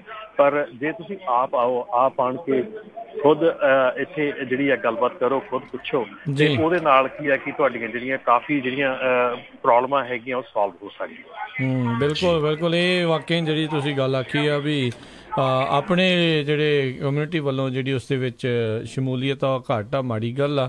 ਇਨਫੈਕਟ ਸਗੋਂ ਜਾਣਾ ਚਾਹੀਦਾ। ਤੇ ਇਹ ਅੱਜ ਖਤਮ ਹੋ ਰਿਹਾ ਹੈ ਕਿ ਕੱਲ੍ਹ ਦਾ ਦਿਨ ਵੀ ਚੱਲਣਾ ਹੈ ਟਰੱਕ ਸ਼ੋ? ਨਹੀਂ ਜੀ, ਅੱਜ 5 ਵਜੇ ਖਤਮ ਹੋ ਰਿਹਾ ਹੈ। ਵੀਰਵਾਰ ਦਾ ਸ਼ੁਰੂ ਹੋਇਆ, ਵੀਰ ਸ਼ੁੱਕਰ ਸ਼ਨੀ 3 ਦਿਨ ਹੈਗਾ, ਤੇ ਵੀਰਵਾਰ ਨੂੰ 12 ਤੋਂ 5 ਸੀਗਾ, ਕੱਲ 10 ਤੋਂ 5 ਸੀਗਾ, ਅੱਜ 9 ਵਜੇ ਤੋਂ 4 ਵਜੇ ਤੱਕ ਹੈਗਾ ਜੀ। ਜੀ ਬਿਲਕੁਲ। ਸੋ ਆਪਾਂ ਦੇਖੋ ਹਰਜੋਤ ਸਿੰਘ ਜੀ, ਸਾਰੇ ਜਾਣੇ ਕਹਿੰਦੇ ਵੀ ਆਪਣੇ ਲੋਕ ਕਿੰਨੇ ਜ਼ਿਆਦਾ ਇਸ ਟਰੱਕਿੰਗ ਇੰਡਸਟਰੀ ਦੇ ਵਿੱਚ ਜਿਹੜੇ ਜੁੜੇ ਹੋਏ ਨੇ। ਸੋ ਆਈ ਗੈਸ ਇਕੱਲੇ ਆਪਣੇ ਆਫਿਸਿਸ ਦੇ ਵਿੱਚ ਜਾਂ ਇਕੱਲੇ ਟਰੱਕਾਂ ਦੇ ਵਿੱਚ ਹੀ ਨਾ ਰਹਿ ਜਾਈਏ, ਆਪਾਂ ਨੂੰ ਇਹੋ ਜਿਹੀਆਂ ਥਾਵਾਂ ਦੇ ਉੱਤੇ ਜ਼ਰੂਰ ਜਾਣਾ ਚਾਹੀਦਾ ਆ, ਕਿਉਂਕਿ ਜਿੱਦਾਂ ਦੱਸਿਆ ਵੀ ਇਨਫੋਰਮੇਸ਼ਨ ਦਾ ਭੰਡਾਰ ਹੁੰਦਾ ਆ। ਕਈ ਸਵਾਲ ਹੁੰਦੇ ਆ, ਜਦੋਂ ਬੰਦੇ 10 ਬੰਦੇ ਇਕੱਠੇ ਹੁੰਦੇ, ਕਈ ਇੱਕ ਦੂਜੇ ਨੂੰ ਪੁੱਛ ਕੇ ਕਈ ਸਵਾਲਾਂ ਦੇ ਜਿਹੜੇ ਜਵਾਬ ਆ ਉਹ ਮਿਲ ਜਾਂਦੇ ਹੁੰਦੇ ਆ। ਬਾਕੀ ਉੱਥੇ FMCSA ਵਾਲੇ ਪਹੁੰਚੇ ਆ, ਹੋਰ ਕੋਈ ਕਿਸੇ ਨੇ ਨਵਾਂ ਟਰੱਕ ਲੈਣਾ ਹੁੰਦਾ, ਕਿਸੇ ਨੇ ਕੁਛ ਕਰਨਾ ਹੋਣਾ, ਕੋਈ ਕੰਪਲਾਇੰਸ ਦਾ ਮਾਮਲਾ ਹੁੰਦਾ ਆ। ਹਜ਼ਾਰਾਂ ਹੀ ਲੋਕਾਂ ਦੇ ਮਨਾਂ ਦੇ ਵਿੱਚ ਜਿਹੜੇ ਛੋਟੇ ਤੋਂ ਵੱਡੇ ਜਿਹੜੇ ਸਵਾਲ ਹੁੰਦੇ ਆ, ਉਹ ਇਹੋ ਜਿਹੇ ਥਾਵਾਂ ਦੇ ਉੱਤੇ ਜਾ ਕੇ ਕਾਫੀ ਕੁਛ ਜਿਹੜਾ ਉਹ ਪਤਾ ਲੱਗਦਾ ਆ। ਸੋ ਬਹੁਤ ਸਾਰੇ ਬੂਥ ਲੱਗੇ ਹੁੰਦੇ ਆ। ਸੋ ਬੂਥ ਦੇ ਉੱਤੇ ਉਸ ਅਲੱਗ-ਅਲੱਗ ਤਰ੍ਹਾਂ ਦਾ ਜਿਹੜਾ ਸਮਾਨ ਆ, ਚਾਹੇ ਉਹ ਟਰੱਕਸ ਹੈਗੇ ਆ ਜਾਂ ਉਹਦੇ ਨਾਲ ਰਿਲੇਟਡ ਕੋਈ ਵੀ ਸਮਾਨ ਆ, ਉਹਦੇ ਜਿਹੜੇ ਬੂਥ ਆ ਉਹ ਇਨਫੋਰਮੇਸ਼ਨ ਦਿੰਦੇ। ਤੇ ਜੇ ਆਪਣੀ ਕਮਿਊਨਿਟੀ ਵੱਡੀ ਗਿਣਤੀ ਹੋਵੇ, ਉਹਨਾਂ ਨੂੰ ਪਤਾ ਹੋਵੇ ਵੀ ਜੀ ਇਹ ਕਮਿਊਨਿਟੀ ਐਡੀ ਵੱਡੀ ਹੈਗੀ, ਇੰਨੇ ਇਹਨਾਂ ਦੇ ਕੋਲ ਟਰੱਕ ਆ। ਨਹੀਂ ਤਾਂ ਅਸੀਂ ਐਵੇਂ ਰੌਲਾ ਪਾਈ ਜਾਂਦੇ ਜੀ ਪੰਜਾਬੀਆਂ ਨੇ ਟੇਕ ਓਵਰ ਕਰ ਲਿਆ, ਇੱਥੇ ਇੰਨੇ ਆ। ਜਦੋਂ ਤੁਸੀਂ ਉੱਥੇ ਜਾਂਦੇ ਆ, ਉੱਥੇ ਤੁਹਾਡੀ ਕੋਈ ਹਾਜ਼ਰੀ ਨਹੀਂ ਹੈਗੀ, ਰਾਈਟ? ਬਿਲਕੁਲ ਬਿਲਕੁਲ। ਜਦੋਂ ਅਸੀਂ ਹੁਣ ਮੈਂ ਐਜ਼ ਅ ਪ੍ਰੈਸ ਦੇ ਤੌਰ ਤੇ ਇੱਥੇ ਆਇਆ, ਪੰਜਾਬੀ ਟਰੱਕਿੰਗ ਮੈਗਜ਼ੀਨ ਵੱਲੋਂ ਪ੍ਰੈਸ ਦੇ ਤੌਰ ਤੇ ਸਾਨੂੰ ਇਨਵਾਈਟ ਕੀਤਾ ਉਹਨਾਂ ਨੇ, ਤੇ ਇੱਥੇ ਆਏ ਆ। ਤਾਂ ਜਦੋਂ ਅਸੀਂ ਕਿਸੇ ਵੀ ਬੂਥ ਤੇ ਜਾਂਦੇ ਆ, ਉਹ ਪੰਜਾਬੀ ਪੜ੍ਹਦੇ ਆ ਤੇ ਖੁਸ਼ ਹੋ ਜਾਂਦੇ ਆ ਬਈ ਜਾਂ ਅਸੀਂ ਪੰਜਾਬੀ ਜਾਣਦੇ, ਅਸੀਂ ਸਾਡੇ ਇੰਨੇ ਕਸਟਮਰ ਆ ਪੰਜਾਬੀ, ਅਸੀਂ ਉਹਨਾਂ ਨੂੰ ਜਾਣਦੇ ਆ। ਤੇ ਉਹ ਚੀਜ਼ ਸੁਣ ਕੇ ਸਾਨੂੰ ਖੁਸ਼ ਵੀ ਬੜੇ ਹੋਈਦਾ। ਤੇ ਫਿਰ ਉਹ ਕੁਐਸਚਨ ਇਹ ਵੀ ਪੁੱਛ ਲੈਂਦੇ ਨਾਲ ਵੀ how come your community is not over here. ਮਤਲਬ ਸਾਡੇ ਇੱਥੇ ਡੈਲਸ ਦੇ ਵਿੱਚ ਸਾਡੇ ਕਿੰਨੇ ਕਸਟਮਰ ਆ, ਪਰ ਉਹ ਆਉਂਦੇ ਕਿਉਂ, ਆਏ ਕਿਉਂ ਨਹੀਂ ਗੇ? ਤੇ ਉਹ ਚੀਜ਼ਾਂ ਨੂੰ ਸੁਣ ਕੇ ਫਿਰ ਤੁਹਾਡੇ ਮਨ ਨੂੰ ਧੱਕਾ ਜਿਹਾ ਲੱਗਦਾ ਕਿ ਇਹ ਦੇਖੋ, ਇਹ ਇੰਨੀ ਚਾਅ ਦੇ ਨਾਲ ਆਏ ਆ ਔਰ ਜਾਣਦੇ ਆ ਔਰ ਰੈਕਗਨਾਈਜ਼ ਕਰਦੇ ਆ। ਜਦੋਂ ਅਸੀਂ ਉਹਨਾਂ ਦੇ ਸਾਹਮਣੇ ਜਾਂਦੇ ਆ ਕਿ ਅਸੀਂ ਤੁਹਾਡੀ ਕਮਿਊਨਿਟੀ ਨੂੰ ਰੈਕਗਨਾਈਜ਼ ਕਰਦੇ ਆ, ਸਾਡੇ ਕਸਟਮਰ ਹੈਗੇ ਆ, ਪਰ ਇੱਥੇ ਨਾ ਆਉਣ ਦਾ ਉਹਨਾਂ ਦਾ ਕੀ ਕਾਰਨ ਹੈਗਾ, ਕੀ ਰੀਜ਼ਨ ਹੈਗਾ ਕਿ ਉਹ ਇੱਥੇ ਨਹੀਂ ਆਉਂਦੇ? ਸੋ ਬੜਾ ਮਤਲਬ ਮਾੜਾ ਲੱਗਦਾ ਸੁਣ ਕੇ। ਜੀ ਜੀ ਬਿਲਕੁਲ ਬਿਲਕੁਲ। ਚਲੋ ਹੋਪਫੁਲੀ ਆਉਣ ਵਾਲੇ ਸਮੇਂ ਦੇ ਵਿੱਚ ਜਿਹੜੇ ਹੋਰ ਟਰੱਕ ਸ਼ੋ ਹੋਣਗੇ, ਉੱਥੇ ਆਪਣੇ ਜਿਹੜੇ ਲੋਕਾਂ ਦੀ ਜਿਹੜੀ ਸ਼ਮੂਲੀਅਤ ਆ ਉਹ ਜਿਹੜੀ ਵਧੇ। ਅਤੇ ਜ਼ਰੂਰ ਜਿਹੜੇ ਆ ਇਨਫੋਰਮੇਸ਼ਨ ਜਦੋਂ ਵੀ ਹੁੰਦੀ ਆ ਜ਼ਰੂਰ ਜਿਹੜੀ ਸਾਂਝੀ ਕਰਿਆ ਕਰੋ। ਆਪਾਂ ਇੱਥੋਂ ਜਿਹੜਾ ਜ਼ਰੂਰ ਦੱਸਾਂਗੇ ਤਾਂ ਜੋ ਲੋਕ ਜਿਹੜੇ ਸ਼ਮੂਲੀਅਤ ਵੀ ਜਿਹੜੀ ਕਰਨ। ਇਨਫੈਕਟ ਜੇ ਤੁਸੀਂ ਟਰੱਕਿੰਗ ਇੰਡਸਟਰੀ ਨਾਲ ਜੁੜੇ ਹੋਏ ਹੋ, ਇਹ ਗੱਲਾਂ ਦਾ ਤਾਂ ਤੁਹਾਨੂੰ ਨਾਲ ਦੇ ਨਾਲ ਹੀ ਪਤਾ ਜਿਹੜਾ ਲੱਗ ਹੀ ਜਾਂਦਾ। ਔਨ ਰੋਡ ਵੀ ਹਰ ਇੱਕ ਜਣਾ ਇੱਕ ਦੂਜੇ ਨੂੰ ਪੁੱਛਦਾ ਵੀ ਬਾਈ ਜਾਣਾ ਤੂੰ ਚੱਲਣਾ, ਤੂੰ ਨਹੀਂ ਚੱਲਣਾ, ਜਾਂ ਕੀ ਕਰਨਾ ਆ। ਸੋ 3-4 ਦਿਨ ਇੱਕ ਅੱਧਾ ਲੋਡ ਘੱਟ ਕਰ ਲਓ ਸਾਲ ਦੇ ਵਿੱਚ, ਜਾਂ ਦੋ ਤਿੰਨ ਜਿੰਨੇ ਵੀ ਟਰੱਕ ਸ਼ੋ ਹੁੰਦੇ ਆ। ਸੋ 2-3 ਲੋਡ ਸਾਲ ਦੇ ਵਿੱਚ ਜੇ ਘੱਟ ਵੀ ਕਰੋਗੇ ਦੈਟਸ ਓਕੇ, ਕੋਈ ਗੱਲ ਨਹੀਂ। ਇੰਨੇ ਨਾਲ ਜਿਹੜਾ ਉਹ ਫਰਕ ਆ ਉਹ ਨਹੀਂ ਜਿਹੜਾ ਉਹ ਪੈਂਦਾ। ਅਤੇ ਡੈਫੀਨੇਟਲੀ ਇੱਥੇ ਜਾ ਕੇ ਇਨਫੋਰਮੇਸ਼ਨ ਜਿਹੜੀ ਆ ਉਹ ਤੁਹਾਨੂੰ ਲੈਣੀ ਜਿਹੜੀ ਚਾਹੀਦੀ ਆ। ਨਾਲੇ ਨਵੀਂ ਟੈਕਨੋਲੋਜੀ ਕੀ ਆ ਰਹੀ ਆ, ਕਿਉਂਕਿ ਇਲੈਕਟ੍ਰਿਕ ਟਰੱਕ ਵਾਲੇ ਵੀ ਹੋਣਗੇ, ਆਟੋਨੋਮਸ ਟਰੱਕਿੰਗ ਵਾਲੇ ਵੀ ਆਏ ਹੋਣਗੇ, ਹੋਰ ਉੱਥੇ ਪਤਾ ਨਹੀਂ ਕੀ ਤਰ੍ਹਾਂ ਦੀਆਂ ਜਿਹੜੀਆਂ ਚੀਜ਼ਾਂ ਆ ਉਹ ਉੱਥੇ ਲੈ ਕੇ ਪਹੁੰਚੇ ਹੁੰਦੇ ਨੇ।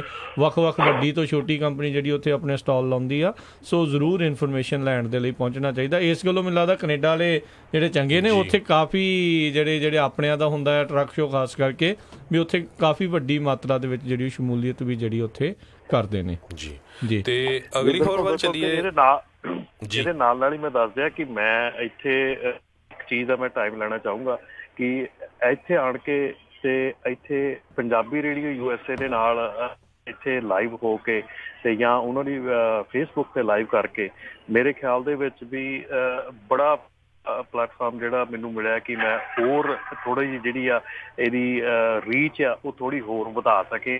ਤੇ ਉਹਦੇ ਲਈ ਮੈਂ ਰੀਅਲੀ ਆਪਣਾ ਪੰਜਾਬੀ ਰੇਡੀਓ USA ਵਾਲਿਆਂ ਦਾ ਥੈਂਕ ਯੂ ਕਰਨਾ ਚਾਹੂੰਗਾ ਕਿ ਆ ਜਿਹੜਾ ਮੌਕਾ ਆ ਜਿਹੜੀ ਇਹ ਸਾਨੂੰ ਇੱਥੇ ਪ੍ਰੋਵਾਈਡ ਕੀਤੀ ਉਹਨਾਂ ਨੇ। ਜੀ ਜੀ ਜੀ, ਥੈਂਕ ਯੂ। ਤੇ ਅਗਲੀ ਹੋਰ ਵੱਲ ਚੱਲੀਏ, ਜਿਹੜੀ ਆ USA ਦੇ ਵਿੱਚ ਟਰੱਕਰਸ ਦੀ ਜਿਹੜੀ ਸ਼ਾਰਟੇਜ ਬਹੁਤ ਆ, ਹਰ ਰੋਜ਼ ਹੀ ਆਪਾਂ ਸੁਣਦੇ ਹੈਗੇ ਆ। ਇੱਕ ਵਾਲ ਸਟਰੀਟ ਜਰਨਲ ਲੌਜਿਸਟਿਕਸ ਆ ਜਿਹੜੇ ਉਹਦੇ ਵੱਲੋਂ ਰਿਪੋਰਟ ਆਈ ਆ ਵੀ ਕਹਿੰਦੇ ਵੀ ਟਰੱਕਿੰਗ ਕੰਪਨੀਆਂ ਨੇ ਪਿਛਲੇ ਕੁਝ ਮਹੀਨਿਆਂ ਦੇ ਵਿੱਚ 52,000 ਤੋਂ ਵੱਧ ਜਿਹੜੇ ਸੈਮੀ ਟਰੱਕਸ ਆ ਉਹ ਆਰਡਰ ਕੀਤੇ ਆ ਤੇ ਸਟਰੋਂਗ ਮੈਨੂਫੈਕਚਰਿੰਗ ਇੰਡਸਟਰੀ ਚੱਲ ਰਹੀ ਹੈਗੀ ਆ। ਪਰ ਅਰਕਨਸਾਸ ਦੇ ਵਿੱਚ ਕਹਿੰਦੇ 5 ਤੋਂ 6,000 ਟਰੱਕ ਡਰਾਈਵਰਸ ਦੀ ਜਿਹੜੀ ਸ਼ਾਰਟੇਜ ਹੈਗੀ ਆ। ਸੋ ਪੂਰੇ USA ਦੇ ਵਿੱਚ ਤਾਂ ਕਹਿੰਦੇ ਵੀ 60 ਤੋਂ 65,000 ਟਰੱਕ ਡਰਾਈਵਰਸ ਦੀ ਸ਼ਾਰਟੇਜ ਆ। ਸੋ ਜਦੋਂ ਇੰਨੀ ਵੱਡੀ ਸ਼ਾਰਟੇਜ ਹੈਗੀ ਆ, ਸੋ ਟਰੱਕਿੰਗ ਇੰਡਸਟਰੀ ਦੇ ਵਿੱਚ ਜਿਹੜੇ ਲੋਕ ਇਨਵੋਲਵ ਆ ਉਹਨਾਂ ਨੂੰ ਜਿਹੜੀ ਆ ਡਿਪਾਰਟਮੈਂਟ ਆਫ ਹੋਮਲੈਂਡ ਸਿਕਿਉਰਿਟੀ ਜਾਂ ਜਿਹੜੇ ਆਪਣੇ ਸੈਨੇਟਰ ਕਾਂਗਰਸਮੈਨ ਆ ਉਹਨਾਂ ਨਾਲ ਗੱਲ ਕਰਨੀ ਚਾਹੀਦੀ ਆ ਵੀ ਜੇ H1 ਵੀਜ਼ੇ ਦੇ ਉੱਤੇ ਇੰਜੀਨੀਅਰ ਜਾਂ ਹੋਰ ਪ੍ਰੋਫੈਸ਼ਨਲ ਆ ਸਕਦੇ ਤਾਂ ਇਸ ਇੰਡਸਟਰੀ ਦੇ ਲਈ ਵੀ ਕੋਈ ਜਿਹੜਾ ਵੀਜ਼ਾ ਕ੍ਰੀਏਟ ਕੀਤਾ ਜਾ ਸਕਦਾ। ਬਹੁਤ ਸਾਰੇ ਲੋਕ ਜਿਹੜੇ ਹੋਰ ਮੁਲਕਾਂ ਦੇ ਵਿੱਚ ਹੈਗੇ, ਜਿਹੜੇ ਬਹੁਤ ਹੀ ਪ੍ਰੋਫੈਸ਼ਨਲ ਟਰੱਕਰਸ ਹੈਗੇ, ਖਾਸ ਕਰਕੇ ਮਿਡਲ ਈਸਟ ਦੇ ਮੁਲਕਾਂ ਦੇ ਵਿੱਚ, ਉਹ ਵੀ ਇੱਥੇ ਆ ਸਕਦੇ। ਸੋ ਇੱਦਾਂ ਦੇ ਜੇ ਰਲ ਕੇ ਗੱਲ ਹੋਵੇ ਤੇ ਹੋ ਸਕਦਾ ਹੈਗਾ। ਜੀ ਜੀ ਬਿਲਕੁਲ। ਉੱਦਾਂ ਦੇਖੋ ਇਹਨਾਂ ਨੇ ਜਿਹੜਾ ਅੰਡਰ 21 18 to 20 ਈਅਰ ਵਾਲੇ ਆ ਉਹਨਾਂ ਦੇ ਲਈ ਵੀ ਇੱਕ ਰਾਹ ਜਿਹੜਾ ਖੋਲ੍ਹਣ ਦੀ ਇਹਨਾਂ ਦੀ ਕੋਸ਼ਿਸ਼ ਜਿਹੜੀ ਆ ਉਹ ਹੈਗੀ ਆ ਵੀ ਉਹ ਵੀ ਹੁਣ ਇੰਟਰਸਟੇਟ ਇੱਕ ਸੂਬੇ ਤੋਂ ਦੂਜੇ ਸੂਬੇ ਦੇ ਵਿੱਚ ਜਿਹੜੇ ਉਹ ਡਰਾਈਵ ਕਰ ਸਕਣ ਤਾਂ ਜੋ ਜਿਹੜੀ ਟਰੱਕਰ ਸ਼ਾਰਟੇਜ ਆ ਉਹ ਕਿਸੇ ਤਰੀਕੇ ਦੇ ਨਾਲ ਘਟਾਈ ਜਾ ਸਕੇ। ਤੇ ਨਾਲ ਹੀ ਆਪਾਂ ਹਰਜੋਤ ਜੀ, ਰਮਨ ਜੀ, ਜਿਹੜੀ ਅਗਲੀ ਗੱਲ ਕਰਦੇ ਹਾਂ ਵੀ FMCSA ਨੇ ਜਿਹੜਾ ਆਵਰ ਆਫ ਸਰਵਿਸ ਰੈਗੂਲੇਸ਼ਨ ਜਿਹੜੀ ਹੈਗੀ ਆ ਉਸ ਦੇ ਉੱਤੇ ਜਿਹੜਾ ਕਮੈਂਟ ਪੀਰੀਅਡ ਆ ਉਹਨਾਂ ਦਾ ਜਿਹੜਾ ਉਹ ਚੱਲ ਰਿਹਾ ਹੈਗਾ ਆ। ਸੋ ਜ਼ਰੂਰ ਉਸ ਦੇ ਬਾਰੇ ਜਾਣਕਾਰੀ ਰਮਨ ਜੀ ਦੱਸਿਓ ਵੀ ਕੀ ਇਸ ਦੇ ਬਾਬਤ ਜਿਹੜੇ ਕੀ ਆਵਰ ਆਫ ਸਰਵਿਸ ਦੇ ਜਿਹੜੇ ਆਪਰੇਸ਼ਨ ਜਾਂ ਰੈਗੂਲੇਸ਼ਨ ਦੇ ਵਿੱਚ ਕੀ ਕੋਈ ਢਿੱਲ ਦਿੱਤੀ ਜਾ ਰਹੀ ਆ, ਕੁਝ ਕੱਸਿਆ ਜਾ ਰਿਹਾ ਆ, ਜਾਂ ਇਹ ਸਿਰਫ ਅਜੇ ਲੋਕਾਂ ਦੀ ਗੱਲ ਹੀ ਜਿਹੜੀ ਉਹ ਸੁਣ ਰਹੇ ਨੇ?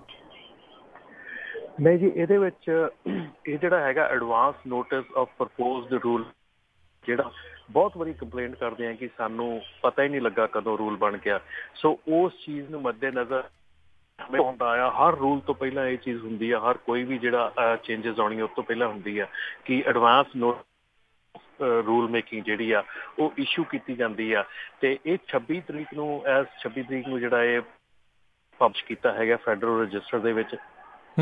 ਤੇ ਉਹਦੇ ਵਿੱਚ ਇਹਨਾਂ ਨੇ ਇਹ ਗੱਲ ਕਹੀ ਦਿਨ ਹੈਗੇ ਆ। ਸੋ ਆਪਣੇ ਕੋਲ ਬਹੁਤ ਲਿਮਿਟਡ ਟਾਈਮ ਹੈ, 30 ਡੇਜ਼ ਆ ਸਿਰਫ, ਮੇਰੇ ਖਿਆਲ ਅਕਤੂਬਰ 26 ਤੱਕ ਸਾਡੇ ਕੋਲ ਟਾਈਮ ਹੈਗਾ ਕਿ ਅਸੀਂ FMCSA ਦੀ ਸਾਈਟ ਤੇ ਜਾ ਕੇ ਔਰ ਅਸੀਂ ਇਹ ਜਿਹੜੇ ਆਪਣੇ ਕਮੈਂਟਸ ਹੈਗੇ ਆ ਇਹਦੇ ਬਾਰੇ ਦੇ ਵਿੱਚ ਵੀ ਸਾਡਾ ਕੀ ਵਿਚਾਰ ਆ ਜਾਂ ਅਸੀਂ ਕੀ ਕਰਨਾ ਚਾਹੁੰਦੇ ਆ ਜਾਂ ਸਾਨੂੰ ਕੀ ਚਾਹੀਦਾ ਆ।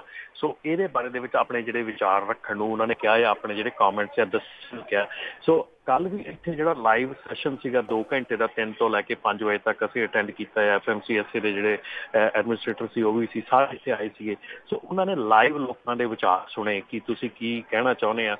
ਲਾਈਵ ਜਿਹੜਾ ਵੈਬਨਾਰ ਤੇ ਸਾਰੀ ਆਪਣੇ ਅਮਰੀਕਾ ਚੋਂ ਲੋਕੀ ਜੁੜੇ ਸੀਗੇ, ਪਲੱਸ ਜਿਹੜੇ ਲਾਈਵ ਇੱਥੇ ਆਏ ਸੀ ਉਹਨਾਂ ਨੇ ਇਕੱਲੇ ਦਾ ਸਾਰੇ ਵੀ ਉੱਥੇ ਗੱਲ ਕਰਨੀ ਚਾਹੀ, ਉਹਨਾਂ ਦਾ ਵਿਚਾਰ ਸੁਣਿਆ ਉਹਨਾਂ ਨੇ। ਸੋ ਉਹ ਸੁਣਨ ਤੋਂ ਬਾਅਦ ਜਿਹੜੀ ਇਹ ਚੀਜ਼ ਆ ਇਹ ਅੱਗੇ ਵਧਣੀ ਆ। ਤੇ ਇਹਦੇ ਵਿੱਚ ਨਾ 4 ਰਿਵੀਜ਼ਨਸ ਜਿਹੜੀਆਂ ਪੇਸ਼ ਕੀਤੀਆਂ ਉਹਨਾਂ ਨੇ। ਸੋ 4 ਰਿਵੀਜ਼ਨ ਜਿਹਦੇ ਵਿੱਚ ਜਿਹੜੀ ਆ ਸ਼ਾਰਟ ਹਾਲ ਜਿਹੜੀ ਆ ਟਰੱਕਿੰਗ ਆ, ਜਿਹੜੀ ਆਪਾਂ 100 ਮਾਈਲ ਸ਼ਾਰਟ ਹਾਲ ਜਿਹੜੀ ਹੈਗੀ ਆ, ਉਹਦੇ ਵਿੱਚ ਉਹਨਾਂ ਦੀ ਜਿਹੜੀ ਔਨ ਡਿਊਟੀ ਸ਼ਿਫਟ ਹੈਗੀ ਆ ਉਹ 12 ਘੰਟੇ ਹੈਗੀ ਆ। ਸੋ ਉਹਨਾਂ ਦੀ ਜਿਹੜੀ ਉਹ 12 ਘੰਟੇ ਦੀ ਔਨ ਡਿਊਟੀ ਸ਼ਿਫਟ ਹੈਗੀ ਆ ਉਹ ਵਧਾ ਕੇ 14 ਘੰਟੇ ਕਰਨ ਦੀ ਗੱਲ ਕੀਤੀ ਗਈ ਆ, ਜਿਹਨੂੰ ਕਿ ਮੈਚ ਕੀਤਾ ਗਿਆ ਲੌਂਗ ਹਾਲ ਡਰਾਈਵਰ ਦੇ ਨਾਲ। ਜਿਹੜਾ ਲੌਂਗ ਹਾਲ ਡਰਾਈਵਰ ਦੀ 14 ਘੰਟੇ ਤੇ 11 ਘੰਟੇ ਡਰਾਈਵ ਆ, ਇੱਦਾਂ ਹੀ ਉਹਨਾਂ ਦੀ ਜਿਹੜੀ ਆ 12 ਘੰਟੇ ਦੀ ਜਿਹੜੀ ਜੌਬ ਔਨ ਡਿਊਟੀ ਹੈਗੀ ਆ ਉਹਨੂੰ ਵਧਾ ਕੇ 14 ਘੰਟੇ ਕਰਨ ਦੀ ਗੱਲ ਕੀਤੀ ਗਈ ਆ। ਸੋ ਇਹ ਇੱਕ ਪਹਿਲੀ ਰਿਵੀਜ਼ਨ ਹੈ ਜਿਹੜੀ ਉਹ ਕਰਨੀ ਚਾਹੁੰਦੇ ਆ। ਦੂਜੀ ਰਿਵੀਜ਼ਨ ਜਿਹੜੀ ਆ ਉਹ ਕਰਨੀ ਚਾਹੁੰਦੇ ਆ ਕਿ ਜਿਹੜਾ 14 ਘੰਟੇ ਦਾ ਸਾਡਾ ਬੜੀ ਕਾਫੀ ਇਹ ਮੰਗ ਸੀਗੀ ਆਪਣੇ ਟਰੱਕਰਸ ਦੀ, 14 ਘੰਟੇ ਦੀ ਜਿਹੜੀ ਆਪਣੀ ਆਵਰ ਹੈਗੇ, 14 ਘੰਟੇ ਆਪਾਂ ਸਾਰੇ ਦਿਨ ਦੇ ਵਿੱਚ ਔਨ ਡਿਊਟੀ ਹੈਗੇ ਆ, ਉਹਦੇ ਵਿੱਚੋਂ 11 ਘੰਟੇ ਆਪਾਂ ਡਰਾਈਵ, ਸੋ ਟੋਟਲ 14 ਘੰਟੇ ਆ। ਉਹਦੇ ਵਿੱਚ 2 ਘੰਟੇ ਐਡ ਕਰਨ ਦੀ ਗੱਲ ਹੋਈ ਆ ਕਿ ਉਹਦੇ ਵਿੱਚ 14 ਘੰਟੇ ਦੀ ਔਨ ਡਿਊਟੀ ਜਿਹੜੀ ਆ ਉਹ ਵਧਾ ਕੇ 16 ਘੰਟੇ ਦੀ ਔਨ ਡਿਊਟੀ ਜਿਹੜੀ ਆ ਉਹ ਕਰ ਦਿੱਤੀ ਜਾਵੇ। ਪਰ ਉਹਦੇ ਵਿੱਚ ਕੰਡੀਸ਼ਨ ਆ ਕਿ ਸਿਰਫ ਉਦੋਂ ਹੀ ਵਧਾਈ ਜਾ ਸਕਦੇ, 2 ਘੰਟੇ ਉਦੋਂ ਐਡ ਕਰ ਸਕਦੇ ਆ ਜਦੋਂ ਟਰੱਕ ਡਰਾਈਵਰ ਜਿਹੜਾ ਆ ਉਹ ਐਡਵਰਸ ਡਰਾਈਵਿੰਗ ਕੰਡੀਸ਼ਨ ਦੇ ਵਿੱਚ ਫਸ ਜਾਂਦਾ ਆ। ਚਾਹੇ ਉਹ ਵੈਦਰ ਕਰਕੇ ਆ, ਚਾਹੇ ਉਹ ਟ੍ਰੈਫਿਕ ਕਰਕੇ ਆ, ਚਾਹੇ ਉਹ ਕਿਸੇ ਵੀ ਰੀਜ਼ਨ ਕਰਕੇ ਹੈਗੀ ਆ, ਐਡਵਰਸ ਡਰਾਈਵਿੰਗ ਕੰਡੀਸ਼ਨਸ ਜਿਹੜੀਆਂ ਆ ਉਹ ਕਰਕੇ ਉਹ 2 ਘੰਟੇ ਐਡ ਕਰ ਸਕਦਾ ਹੈ। ਨਾਟ ਐਵਰੀ ਡੇ ਐਡ ਕਰ ਸਕਦਾ ਹੈ, ਪਰ ਜਦੋਂ ਉਹਨੂੰ ਇਹ ਕੰਡੀਸ਼ਨਸ ਮੈਟ ਹੁੰਦੀਆਂ, ਇਹ ਕੰਡੀਸ਼ਨਸ ਉਹਨੂੰ ਆਉਂਦੀਆਂ ਆ। ਸੋ ਇਹ ਜਿਹੜੀ 2 ਘੰਟੇ ਦੀ ਐਡ ਆ, ਇਹ ਤੁਹਾਡਾ ਡਰਾਈਵ ਟਾਈਮ ਨਹੀਂ ਇਨਕਰੀਜ਼, ਡਰਾਈਵ ਟਾਈਮ ਤੁਹਾਡਾ 11 ਘੰਟੇ ਹੀ ਰਹਿਣਾ ਆ, ਪਰ ਤੁਹਾਡਾ ਜਿਹੜਾ ਔਨ ਡਿਊਟੀ ਟਾਈਮ ਆ ਉਹ 14 ਤੋਂ 16 ਘੰਟੇ ਕਰਨ ਦੀ ਤਜਵੀਜ਼ ਆ in case of adverse driving condition. ਇਹਦੇ ਤੇ ਮੈਂ ਇੱਕ ਐਗਜ਼ਾਮਪਲ ਦੇ ਰਿਹਾ। ਐਡਵਰਸ ਡਰਾਈਵਿੰਗ ਕੰਡੀਸ਼ਨ ਜਿਵੇਂ ਕਿ ਮੰਨ ਲਓ ਤੁਸੀਂ ਹੁਣ ਬੜੀ ਵਾਰੀ ਇਹ ਕੁਐਸਚਨ ਸੁਣਨ ਨੂੰ ਮਿਲਿਆ ਸੀਗਾ ਕਿ ਅਸੀਂ LA ਦੇ ਟ੍ਰੈਫਿਕ ਦੇ ਵਿੱਚ ਫਸ ਗਏ ਹਾਂ, ਸਾਡੇ 2 ਘੰਟੇ ਉੱਥੇ ਵੇਸਟ ਹੋ ਜਾਂਦੇ ਆ। ਸੋ ਮੰਨ ਲਓ ਤੁਸੀਂ LA ਕ੍ਰਾਸ ਕਰਨਾ ਹੈਗਾ ਆ, ਠੀਕ ਹੈ, LA ਕ੍ਰਾਸ ਕਰਨਾ ਹੈ ਔਰ ਤੁਹਾਨੂੰ ਪਤਾ ਅੱਗੇ ਟ੍ਰੈਫਿਕ ਆ ਰਿਹਾ, ਤੁਸੀਂ ਆਪਣਾ ਐਨੋਟੇਸ਼ਨ ਪਾ ਕੇ ਆਪਣੇ ਆਫ ਉਹਦੇ 'ਚ ਔਨ ਡਿਊਟੀ ਦੇ ਵਿੱਚ ਆਫ ਡਿਊਟੀ ਚਲੇ ਜਾਂਦੇ ਆ। ਉਹ 2 ਘੰਟੇ ਤੁਸੀਂ LA ਤੋਂ ਖੜੇ ਹੋ ਜਾਓ, ਉਹਨੂੰ ਆਪਣਾ ਜਿਹੜੇ 2 ਘੰਟੇ ਆ ਉਹ ਵੇਟ ਕਰ ਲਓ ਜਾਂ ਆਰਾਮ ਕਰ ਲਓ। ਉਹ 2 ਘੰਟੇ ਬਾਅਦ ਤੁਸੀਂ ਰੈਗੂਲਰ ਆਪਣੇ 4 ਵਾਲੀ ਕਲੌਕ ਤੇ ਸ਼ੁਰੂ ਕਰਕੇ ਤੇ ਤੁਸੀਂ LA ਦਾ ਟ੍ਰੈਫਿਕ ਜਿਹੜਾ 2 ਘੰਟੇ ਪਾਸ ਕਰਨ ਤੋਂ ਬਾਅਦ ਤੁਸੀਂ ਆਪਣਾ ਉੱਥੋਂ ਨਿਕਲ ਜਾਓ। ਸੋ ਇਹ ਜਿਹੜੀ ਚੀਜ਼ ਆ ਇਹ ਬੜੀ ਮੰਗ ਸੀਗੀ ਕਿ ਜਿਹੜੀ ਕਲੌਕ ਹੈ ਉਹਨੂੰ ਸਟਾਪ ਕੀਤਾ ਜਾ ਸਕੇ ਕਿਸੇ ਟਾਈਮ ਵੀ। ਸੋ ਇਹ ਮੰਗ ਜਿਹੜੀ ਆ ਇਸ ਵੇਲੇ ਉਹਨਾਂ ਨੇ ਪ੍ਰਪੋਜ਼ ਕੀਤੀ ਆ, ਰੂਲ FMCSA ਨੇ, ਵੀ ਇਹ ਮੰਗ ਜਿਹੜੀ ਆ ਇਹ ਮੰਨੀ ਜਾਵੇ। ਤੇ ਇਹਦੇ ਸਿਲਸਿਲੇ ਦੇ ਵਿੱਚ ਹੀ ਜਿਹੜੇ ਆ ਸਾਰਿਆਂ ਨੂੰ ਕਹਿੰਦੇ ਆ ਵੀ ਉਹ ਆਪਣੇ ਕਮੈਂਟਸ ਦਿਓ ਕਿ ਜਾਂ ਹਾਂ ਇਹ ਮੰਗ ਮੰਨੀ ਜਾਵੇ, ਇਹ ਜਿਹੜੀਆਂ ਮੰਗਾਂ ਇਹ ਮੰਨੀਆਂ ਜਾਣ ਤਾਂ ਰੂਲ ਮੇਕਿੰਗ ਜਾਵੇ ਤੇ ਉਹ ਐਕਸੈਪਟ ਕਰ ਲਿਆ ਜਾਵੇ। ਕਿਉਂਕਿ ਵਾਸਟ ਮੈਜੋਰਟੀ ਜਿਹੜੇ ਲੋਕੀ ਆ ਜਦੋਂ ਇਹਦੇ ਮੰਗ ਦੇ ਵਿੱਚ ਖੜਨਗੇ ਤੇ ਤਾਂ ਹੀ ਉੱਥੇ ਜਾ ਕੇ ਜਿਹੜਾ ਆ ਅੱਗੇ ਵਧੂਗੀ। ਕਿਉਂਕਿ FMCSA ਜੇ ਆਪੇ ਹੀ ਚਲੀ ਜਾਵੇ, ਕਹੇ ਵੀ ਆਹ ਕਰੇ, ਉਹ ਇਹ ਵੀ ਭਾਈ ਹੋਰ ਤਾਂ ਕੋਈ ਮੰਗਣਾ ਨਹੀਂ, ਤੁਸੀਂ ਆਪੇ ਕਿੱਦਾਂ ਚੇਂਜ ਕਰੀ ਜਾਂਦੇ। ਸੋ ਇਸ ਕਰਕੇ ਕਮੈਂਟ ਪੀਰੀਅਡ ਰੱਖਿਆ ਗਿਆ। ਇਸ ਤੋਂ ਅਗਲੀ ਜਿਹੜੀ ਮੰਗ ਆ ਉਹ ਹੈ ਕਿ ਜਿਹੜੀ 30 ਮਿੰਟ ਦੀ ਬ੍ਰੇਕ ਆ, ਅੱਧੇ ਘੰਟੇ ਦੀ ਬ੍ਰੇਕ ਜਿਹੜੀ ਮੈਂਡੇਟਰੀ ਬ੍ਰੇਕ ਰੱਖੀ ਆ 8 ਘੰਟੇ ਦੀ ਕੰਟੀਨਿਊਸ ਡਰਾਈਵਿੰਗ ਤੋਂ, ਉਹਦੇ ਬਾਰੇ ਦੇ ਵਿੱਚ ਇਹ ਕਿਹਾ ਕਿ ਇਹ ਜਿਹੜੀ 30 ਮਿੰਟ ਦੀ ਬ੍ਰੇਕ ਆ ਇਹ ਐਲੀਮੀਨੇਟ ਕੀਤੀ ਜਾਵੇ। ਸਾਨੂੰ ਇਹ ਤੁਸੀਂ ਡਾਇਰੈਕਟ ਕਿ ਅਸੀਂ ਕਿਹੜੇ ਟਾਈਮ ਤੇ ਅਸੀਂ ਰੈਸਟ ਰੂਮ ਜਾਣਾ ਜਾਂ ਕਿਹੜੇ ਟਾਈਮ ਤੇ ਅਸੀਂ ਖੜੇ ਹੋਣਾ, ਆਪਣਾ ਆਰਾਮ ਕਰਨਾ ਆ, ਵੀ ਅਸੀਂ 8 ਘੰਟੇ ਡਰਾਈਵ ਕੋਈ ਨਹੀਂ ਕਰ ਸਕਦਾ। ਸੋ 8 ਘੰਟੇ ਕਈ ਵਾਰੀ 3 ਘੰਟੇ ਤੋਂ ਬਾਅਦ ਉਹਨੇ 15 ਮਿੰਟ ਰੁਕਣਾ ਹੁੰਦਾ ਤੇ ਹਰ 3 ਘੰਟੇ ਕੋਈ ਟਰੱਕ ਡਰਾਈਵਰ ਹੈਗਾ ਮੇਰੇ ਖਿਆਲ ਨਹੀਂ 3 ਘੰਟੇ ਤੋਂ ਵੱਧ 2.5-3 ਘੰਟੇ ਤੋਂ ਵੱਧ ਲਗਾਤਾਰ ਟਰੱਕ ਚਲਾ ਸਕਦਾ ਹੈ, ਉਹ ਚਲਾਉਂਦਾ ਆ, ਠੀਕ ਹੈ ਨਾ। ਕਹਿੰਦੇ ਨੇ ਉਹ ਕਹਿੰਦੇ ਵੀ ਸਾਡੀ ਆਪਣੀ ਮਰਜ਼ੀ ਸੀ 15 ਮਿੰਟ ਖੜੇ ਹੋਈ, ਅੱਧਾ ਘੰਟਾ ਖੜੀ ਹੋਈ, ਪਰ ਸਾਨੂੰ ਉਹ ਆਪਣੀ ਮਰਜ਼ੀ ਵਰਤਣ ਦਿੱਤੀ ਜਾਵੇ। ਸੋ ਇਹ ਜਿਹੜੀ ਬ੍ਰੇਕ ਆ ਇਹਨੂੰ ਐਲੀਮੀਨੇਟ ਕਰਨ ਦੀ ਗੱਲ ਆਖੀ ਗਈ ਹੈ। ਸੋ ਉਸ ਤੋਂ ਬਾਅਦ ਇੱਕ ਹੋਰ ਜਿਹੜੀ ਬਹੁਤ ਇੰਪੋਰਟੈਂਟ ਜਿਹੜੀ ਹੈਗੀ ਆ ਚੇਂਜ ਆ ਉਹ ਰਿਕਮੈਂਡ ਕੀਤੀ FMCSA ਨੇ ਕਿ ਜਿਹੜੀ 10 ਘੰਟੇ ਦੀ ਸਲੀਪ ਆ ਜਿਹੜੀ ਹੁਣ ਇਸ ਵੇਲੇ ਤੁਹਾਨੂੰ ਰਿਕੁਆਇਰਡ ਆ ਵੀ ਲਗਾਤਾਰ ਇੱਕੋ ਸਾਰ 10 ਘੰਟੇ ਦੀ ਸਲੀਪ ਲੈਣੀ ਆ, ਉਹ ਜਿਹੜੀ ਆ ਸ਼ਿਫਟ ਆ ਉਹਨੂੰ ਬ੍ਰੇਕ ਕਰ ਦਿੱਤਾ ਜਾਵੇ ਕਿ ਤੁਸੀਂ 5-5 ਘੰਟੇ ਦੀਆਂ 2 ਲੈ ਲਓ, ਤੁਸੀਂ 4-6 ਘੰਟੇ ਦੀਆਂ ਵੀ ਆਪਣੀ ਮਰਜ਼ੀ ਕਰ ਲਓ, ਆਪਣੀ ਮਰਜ਼ੀ ਕਰ ਲਓ। ਪਰ ਉਹਦੇ ਵਿੱਚ ਮਰਜ਼ੀ ਇਹ ਆ ਕਿ ਆਪਾਂ ਨੂੰ ਅੱਜ ਕਮੈਂਟ ਜਾ ਕੇ ਆਪਾਂ ਨੂੰ ਦੱਸਣਾ ਪੈਣਾ ਵੀ ਆਪਾਂ 5-5 ਵਾਲੀਆਂ ਕਰਦੇ ਹਾਂ ਜਾਂ ਆਪਾਂ 4-6 ਵਾਲੀ ਕਰਦੇ। ਸੋ ਜੇ ਹੋਊਗੀ ਜਿੱਥੇ ਮੇਰੇ ਖਿਆਲ ਇੱਕ ਸ਼ਾਇਦ ਹੋ ਸਕਦਾ ਅਲਾਓ ਕਰਨਗੇ ਪਰ ਕਿਹੜੀ ਅਲਾਓ ਕਰਨਗੇ ਉਹ ਮੈਜੋਰਟੀ ਲੋਕੀ ਕੀ ਚਾਹੁੰਦੇ ਆ। ਮੈਜੋਰਟੀ ਲੋਕੀ 5-5 ਚਾਹੁੰਦੇ ਆ ਜਾਂ 4-6 ਚਾਹੁੰਦੇ ਆ ਜਾਂ 7-3 ਚਾਹੁੰਦੇ ਆ, ਕਿੱਦਾਂ ਚਾਹੁੰਦੇ। ਸੋ ਉਹ ਮੈਜੋਰਟੀ ਲੋਕਾਂ ਦੇ ਉੱਤੇ ਡਿਪੈਂਡ ਕਰਦਾ ਆ ਕਿ ਉਹ ਔਰ ਉੱਥੇ ਜਾ ਕੇ ਜਿਹੜਾ ਕਾਮੈਂਟਸ ਹੈਗੇ ਆ ਇੰਪੋਰਟੈਂਟ ਬਣ ਜਾਂਦੇ ਆ ਕਿ ਅਸੀਂ ਉਹਨਾਂ ਦੀ ਸਾਈਟ ਤੇ ਜਾ ਕੇ ਕਮੈਂਟਸ ਕਰੀਏ। ਔਰ ਮੈਂ ਇਹ ਗੱਲ ਬੜੇ ਜ਼ੋਰ ਨਾਲ ਕਹੂੰਗਾ ਕਿ ਜਿਹੜਾ ਇੰਨੀ ਦੇਰ ਤੋਂ ਸਾਡਾ ਇਹ ਮੁੱਦਾ ਚੱਲਦਾ ਆ ਰਿਹਾ ਔਰ ਇਹ ਬੜਾ ਇਤਿਹਾਸਿਕ ਕਦਮ ਹੈਗਾ ਕਿ ਜਦੋਂ ਇਹਦੇ ਹਿੱਸਾ ਪਾਈਏ ਅਸੀਂ ਉਹਨਾਂ ਦੀ ਸਾਈਟ ਤੇ ਜਾ ਕੇ, ਸਾਨੂੰ ਪਤਾ ਲੱਗੇ ਵੀ ਜਿੰਨੇ ਸਿੰਘ ਡਰਾਈਵਰ ਆ ਜਾਂ ਜਿੰਨੇ ਸਾਡੀ ਕਮਿਊਨਿਟੀ ਆ ਇੰਨੇ ਜਾ ਉੱਥੇ, ਜਿੱਦਾਂ ਕਿ ਆਪਾਂ ਪਿੱਛੇ ਜੇ ਆਪਣਾ ਜਿਹੜਾ ਪੰਜਾਬੀ ਵਾਲਾ ਆਪਾਂ ਇੱਥੇ ਕੀਤਾ ਸੀਗਾ ਉਦਣ ਰੇਡੀਓ ਤੇ ਲਾਈਵ ਵੀ ਹਾਂਜੀ, ਉਹਦੇ ਵਿੱਚ ਇੰਨੀ ਤਾਦਾਦ ਦੇ ਵਿੱਚ ਸਾਡੀਆਂ ਕਾਲਾਂ ਗਈਆਂ ਔਰ ਸਾਡੇ ਕਮੈਂਟਸ ਗਏ ਕਿ ਉਹਨਾਂ ਨੂੰ ਚੀਜ਼ ਮਿਲਣਾ। ਸੋ ਇਹੋ ਹੀ ਚੀਜ਼ ਹੈ ਕਿ ਇੱਥੇ ਵੀ ਅੱਜ ਸਾਡੀ ਸੁਣੀ ਜਾ ਰਹੀ ਆ। ਅਸੀਂ ਇਹ ਕਹਿਣਾ ਬੰਦ ਕਰੀਏ ਕਿ ਸਾਡੀ ਸੁਣੀ ਰਹੀ ਹੈ, ਪਰ ਅਸੀਂ ਟਾਈਮ ਤੇ ਜਦੋਂ ਸਾਡੀ ਸੁਣੀ ਜਾਂਦੀ ਹੈ ਅਸੀਂ ਟਾਈਮ ਤੇ ਬੋਲਣ ਦਾ ਜਿਹੜਾ ਉਹ ਕੰਮ ਕਰੀਏ। ਅਸੀਂ ਤੇ ਰਮਨ ਜੀ ਇਹ ਤੇ ਗੱਲ ਹੈ, ਚਲੋ ਬੋਲੀਏ। ਤੇ ਇੱਕ ਚੀਜ਼ ਜਿਹੜੀ ਜ਼ਰੂਰ ਕਨਫਰਮ ਕਰ ਦਿਓ ਵੀ ਇਹ ਕੱਲ ਨੂੰ ਇਹਦਾ ਕਮੈਂਟ ਪੀਰੀਅਡ ਸ਼ੁਰੂ ਹੋਣਾ ਹੈ ਕਿ ਕੱਲ ਨੂੰ ਖਤਮ ਹੋਣਾ ਹੈ? ਨਹੀਂ, ਕਮੈਂਟ ਪੀਰੀਅਡ ਇਹਦਾ ਸ਼ੁਰੂ ਹੋ ਚੁੱਕਾ ਹੈ ਆਲਰੇਡੀ। ਅੱਛਾ, ਕਿਸ ਦਿਨ ਤੱਕ ਜਿਹੜੇ 30 ਦਿਨ ਜਿਹੜੇ ਪੂਰੇ ਹੋ ਜਾਣੇ ਕਮੈਂਟ ਪੀਰੀਅਡ ਦੇ? 26 ਅਕਤੂਬਰ ਤੱਕ ਜੀ। 26 ਅਕਤੂਬਰ ਮੈਨੂੰ ਇਦਾਂ ਲੱਗ ਰਿਹਾ ਕਿਉਂਕਿ ਅਜੇ ਅਗਸਤ ਦਾ ਮਹੀਨਾ ਚੱਲ ਰਿਹਾ, ਤੁਸੀਂ ਕਹਿ ਰਹੇ ਸੀ ਵੀ ਇਹ ਆਉਣ ਤੱਕ ਆਪਣੇ 26 ਸਤੰਬਰ ਤੱਕ, ਸੌਰੀ 26 ਸਤੰਬਰ ਤੱਕ ਜਿਹੜਾ ਆ ਉਹ ਰਹੇਗਾ। ਠੀਕ ਹੈ, ਹਾਂਜੀ। ਇਹ ਆਲਰੇਡੀ ਸ਼ੁਰੂ ਹੋ ਚੁੱਕਾ ਆ, ਆਲਰੇਡੀ ਅਵੇਲੇਬਲ ਹੈਗਾ ਆਪਣੇ ਜਿਹੜੀ ਪੰਜਾਬੀ ਟਰੱਕਿੰਗ ਦੀ ਸਾਈਟ ਹੈਗੀ ਉੱਤੇ ਵੀ ਅਵੇਲੇਬਲ ਹੈਗਾ। ਸਾਡੀ ਜਿਹੜੀ ਆ ਨੈਪਤਾਰੀ ਸਾਈਟ ਆ ਉੱਤੇ ਵੀ ਲਿੰਕ ਅਵੇਲੇਬਲ ਹੈਗੇ ਆ। ਮੈਂ ਪੰਜਾਬੀ ਰੇਡੀਓ USA ਦੀ ਜਿਹੜੀ ਆਪਣੀ ਫੇਸਬੁੱਕ ਪੇਜ ਹੈਗਾ ਉੱਥੇ ਵੀ ਆਪਾਂ ਅਵੇਲੇਬਲ ਕਰ ਦਿਆਂਗੇ, ਸਾਡੀ ਫੇਸਬੁੱਕ ਤੇ ਵੀ ਅਵੇਲੇਬਲ ਹੋਣਗੇ। ਸੋ ਤੁਹਾਨੂੰ ਹਰ ਕਿਸੇ ਥਾਂ ਤੇ ਅਵੇਲੇਬਲ ਕਰਾਂਗੇ, ਪਰ ਪਲੀਜ਼ ਉਹਨੂੰ ਇੱਕ ਕਲਿੱਕ ਕਰਕੇ 5 ਮਿੰਟ ਦਾ ਟਾਈਮ ਕੱਢ ਕੇ ਆਪਣੇ ਕਮੈਂਟ ਜ਼ਰੂਰ ਕਰ ਦਿਓ। ਆਪਾਂ ਫੇਸਬੁੱਕ ਦੇ ਉੱਤੇ ਬਹੁਤ ਕਮੈਂਟ ਕਰੀਦੇ, ਆਪਾਂ ਹਰ ਥਾਂ ਤੇ ਬਹੁਤ ਕਮੈਂਟ ਕਰੀਦਾ। ਪਲੀਜ਼ ਇੱਥੇ ਕਰੋ, ਜਿਹੜੀ ਤੁਹਾਡੀ ਲਾਈਫ ਦੇ ਨਾਲ, ਜਿਹੜੀ ਤੁਹਾਡੀ ਰੋਜ਼ੀ ਰੋਟੀ ਆ ਉਹਦੇ ਨਾਲ ਜਿਹੜੀ ਚੀਜ਼ ਇਫੈਕਟ ਹੋਣੀ ਆ ਉੱਤੇ ਜ਼ਰੂਰ ਕਮੈਂਟ ਕਰੋ ਸਾਰੇ। ਜੀ ਜੀ। ਤੇ ਰਮਨ ਜੀ ਤੇ ਹਰਜੋਤ ਜੀ, ਆਪਾਂ ਇੱਥੇ ਇੱਕ ਬ੍ਰੇਕ ਵੀ ਲੈ ਲੈਂਦੇ ਹਾਂ। ਬ੍ਰੇਕ ਦਾ ਵੀ ਜਿਹੜਾ ਵਕਤ ਜਿਹੜਾ ਹੋ ਚੁੱਕਾ ਹੈ, ਤੇ ਬ੍ਰੇਕ ਤੋਂ ਬਾਅਦ ਫਿਰ ਮੁੜ ਕੇ ਵਾਪਸ ਆਉਂਦੇ ਹਾਂ ਤੇ ਹੋਰ ਜਿਹੜੀਆਂ ਟਰੱਕਿੰਗ ਦੇ ਨਾਲ ਜੁੜੀਆਂ ਹੋਈਆਂ ਖਬਰਾਂ, ਚਾਹੇ ਉਹ ਇਲੈਕਟ੍ਰਿਕ ਟਰੱਕਿੰਗ ਦੇ ਨਾਲ ਆ, ਕਈਆਂ ਦੇ ਜੇਕਰ ਕੋਈ ਸਵਾਲ ਵੀ ਹੋਊਗਾ ਉਹਦੇ ਬਾਰੇ ਵੀ ਜਿਹੜੀ ਆਪਾਂ ਕਾਲ ਵੀ ਕਰ ਸਕਦੇ ਹਾਂ। ਬਿਲਕੁਲ 408 272 5200 ਤੇ ਆਪਾਂ ਲੈਂਦੇ ਇੱਕ ਨਿੱਕੀ ਜਿਹੀ ਬ੍ਰੇਕ।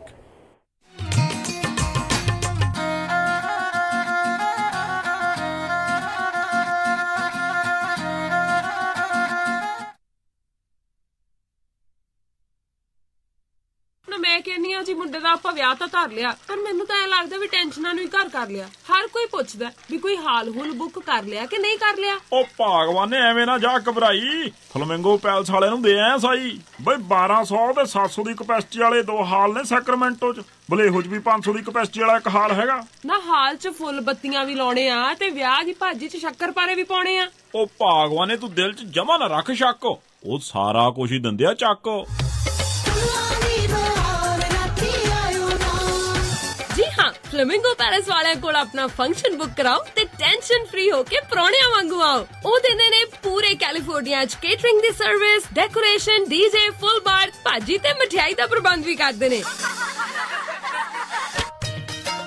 ਵਧੇਰੇ ਜਾਣਕਾਰੀ ਲਈ ਕਾਲ ਪੌਲ 5103258433 510 325 8433 916 334 6000 916 334 6000।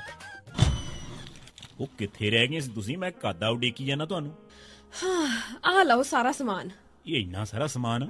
ਹੋਰ ਕੀ, ਹੁਣ ਮੈਂ ਸਾਰੀਆਂ ਕੁੜਤੀਆਂ ਵੀ ਲੈ ਆਈਆਂ, ਤੁਹਾਡੀਆਂ ਪੱਗਾਂ ਵੀ ਆ ਗਈਆਂ, ਮੁੰਡੇ ਦੀ ਸ਼ੇਰਵਾਨੀ ਵੀ ਲੈ ਆਈਆਂ ਤੇ ਰੁਮਾਲਾ ਸਾਹਿਬ ਵੀ ਲੈ ਆਈਆਂ।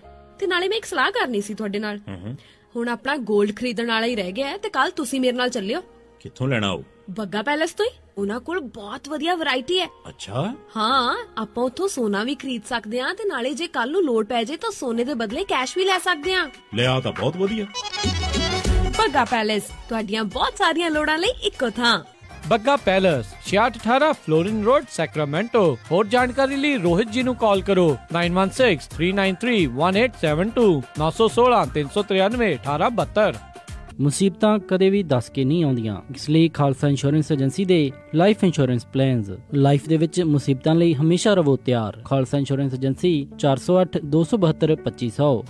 BJ's Gear ਪਿਛਲੇ 28 ਸਾਲਾਂ ਤੋਂ ਸੇਮ ਜਗ੍ਹਾ ਦੇ ਉੱਤੇ 501 ਗਲਾਈਡ ਐਵੀਨਿਊ, ਵੈਸਟ ਸੈਕਰਾਮੈਂਟੋ ਵਿਖੇ ਟਰੱਕ ਟ੍ਰੇਲਰ ਦੀ ਰਿਪੇਅਰ ਕਰ ਰਹੇ ਹਨ। ਇਹਨਾਂ ਦੇ ਕੋਲੋਂ 2012 ਦੇ ਵੋਲਵੋ ਟਰੱਕ ਸੇਲ ਤੇ ਲੱਗੇ ਹਨ। ਇਹ ਇੱਕ ਕੰਪਲੀਟ ਗੇਅਰ ਸ਼ਾਪ ਹੈ। ਹਰ ਤਰ੍ਹਾਂ ਦੀ ਟਰਾਂਸਮਿਸ਼ਨ 5 ਸਪੀਡ ਤੋਂ 18 ਸਪੀਡ ਰੀਬਿਲਡ ਲੈ ਸਕਦੇ ਹੋ। ਰੌਕਵੈਲ ਈਟਨ ਸਪਾਈਸਰ ਦੇ ਰੀਅਰ ਐਂਡ ਰੀਬਿਲਡ ਵੀ ਮਿਲਦੇ ਹਨ। ਹਰ ਤਰ੍ਹਾਂ ਦਾ ਯੂਜ਼ਡ ਟਰੱਕ ਪਾਰਟ ਇਹਨਾਂ ਦੇ ਕੋਲ ਮੌਜੂਦ ਹੈ। Engine, radiator, hood, differential, slider, drive line, axle shaft, fuel tank, ਇਹ ਹਰ ਇੱਕ ਚੀਜ਼ ਇਹਨਾਂ ਦੇ ਕੋਲੋਂ ਤੁਸੀਂ ਲੈ ਸਕਦੇ ਹੋ ਤੇ ਹਮੇਸ਼ਾ ਸਟਾਕ ਦੇ ਵਿੱਚ ਹੁੰਦੀ ਹੈ। ਤੁਸੀਂ ਵੀ ਟਰੱਕ ਜਾਂ ਟ੍ਰੇਲਰ ਦਾ ਕੋਈ ਪਾਰਟ ਲੈਣਾ ਹੈ ਤਾਂ ਹਮੇਸ਼ਾ ਯਾਦ ਰੱਖੋ ਵੈਸਟ ਸੈਕਰਾਮੈਂਟੋ ਵਾਲੇ BJ's Gears, ਨੰਬਰ 916 372 3518 916 372 3518। ਸੈਕਰਾਮੈਂਟੋ ਤੇ ਉਸਦੇ ਨਜ਼ਦੀਕੀ ਇਲਾਕਿਆਂ ਦੇ ਵਿੱਚ 24 ਆਵਰ ਟੋਇੰਗ ਅਵੇਲੇਬਲ। ਇਸ ਮਹੀਨੇ ਦੇ ਸਪੈਸ਼ਲ ਕਿਸੇ ਵੀ ਤਰ੍ਹਾਂ ਦੀ ਟਰਾਂਸਮਿਸ਼ਨ $250 ਪਲੱਸ ਟੈਕਸ। ਗੁਰੀ, ਅੱਜ ਮੇਰਾ ਘਰੇ ਖਾਣਾ ਖਾਣ ਨੂੰ ਬਿਲਕੁਲ ਦਿਲ ਨਹੀਂ ਕਰ ਰਿਹਾ। ਚੱਲ ਫਿਰ ਕਿਤੋਂ ਬਾਹਰੋਂ ਖਾਣਾ ਖਾ ਆਉਨੇ ਆ। ਮੇਰਾ ਅੱਜ ਚਾਟ ਖਾਣ ਨੂੰ ਦਿਲ ਕਰਦਾ ਹੈ, ਨਾਲੇ ਛੋਲੇ ਭਟੂਰੇ। ਦੱਸ ਫਿਰ ਕਿੱਥੇ ਖਾਣਾ ਖਾਣ ਜਾਣਾ? ਆਪਾਂ ਚੱਲਦੇ ਆ ਬੰਬੇ ਕੁਜ਼ੀਨ ਅਤੇ ਇੰਡੀਅਨ ਸਵੀਟਸ ਤੇ।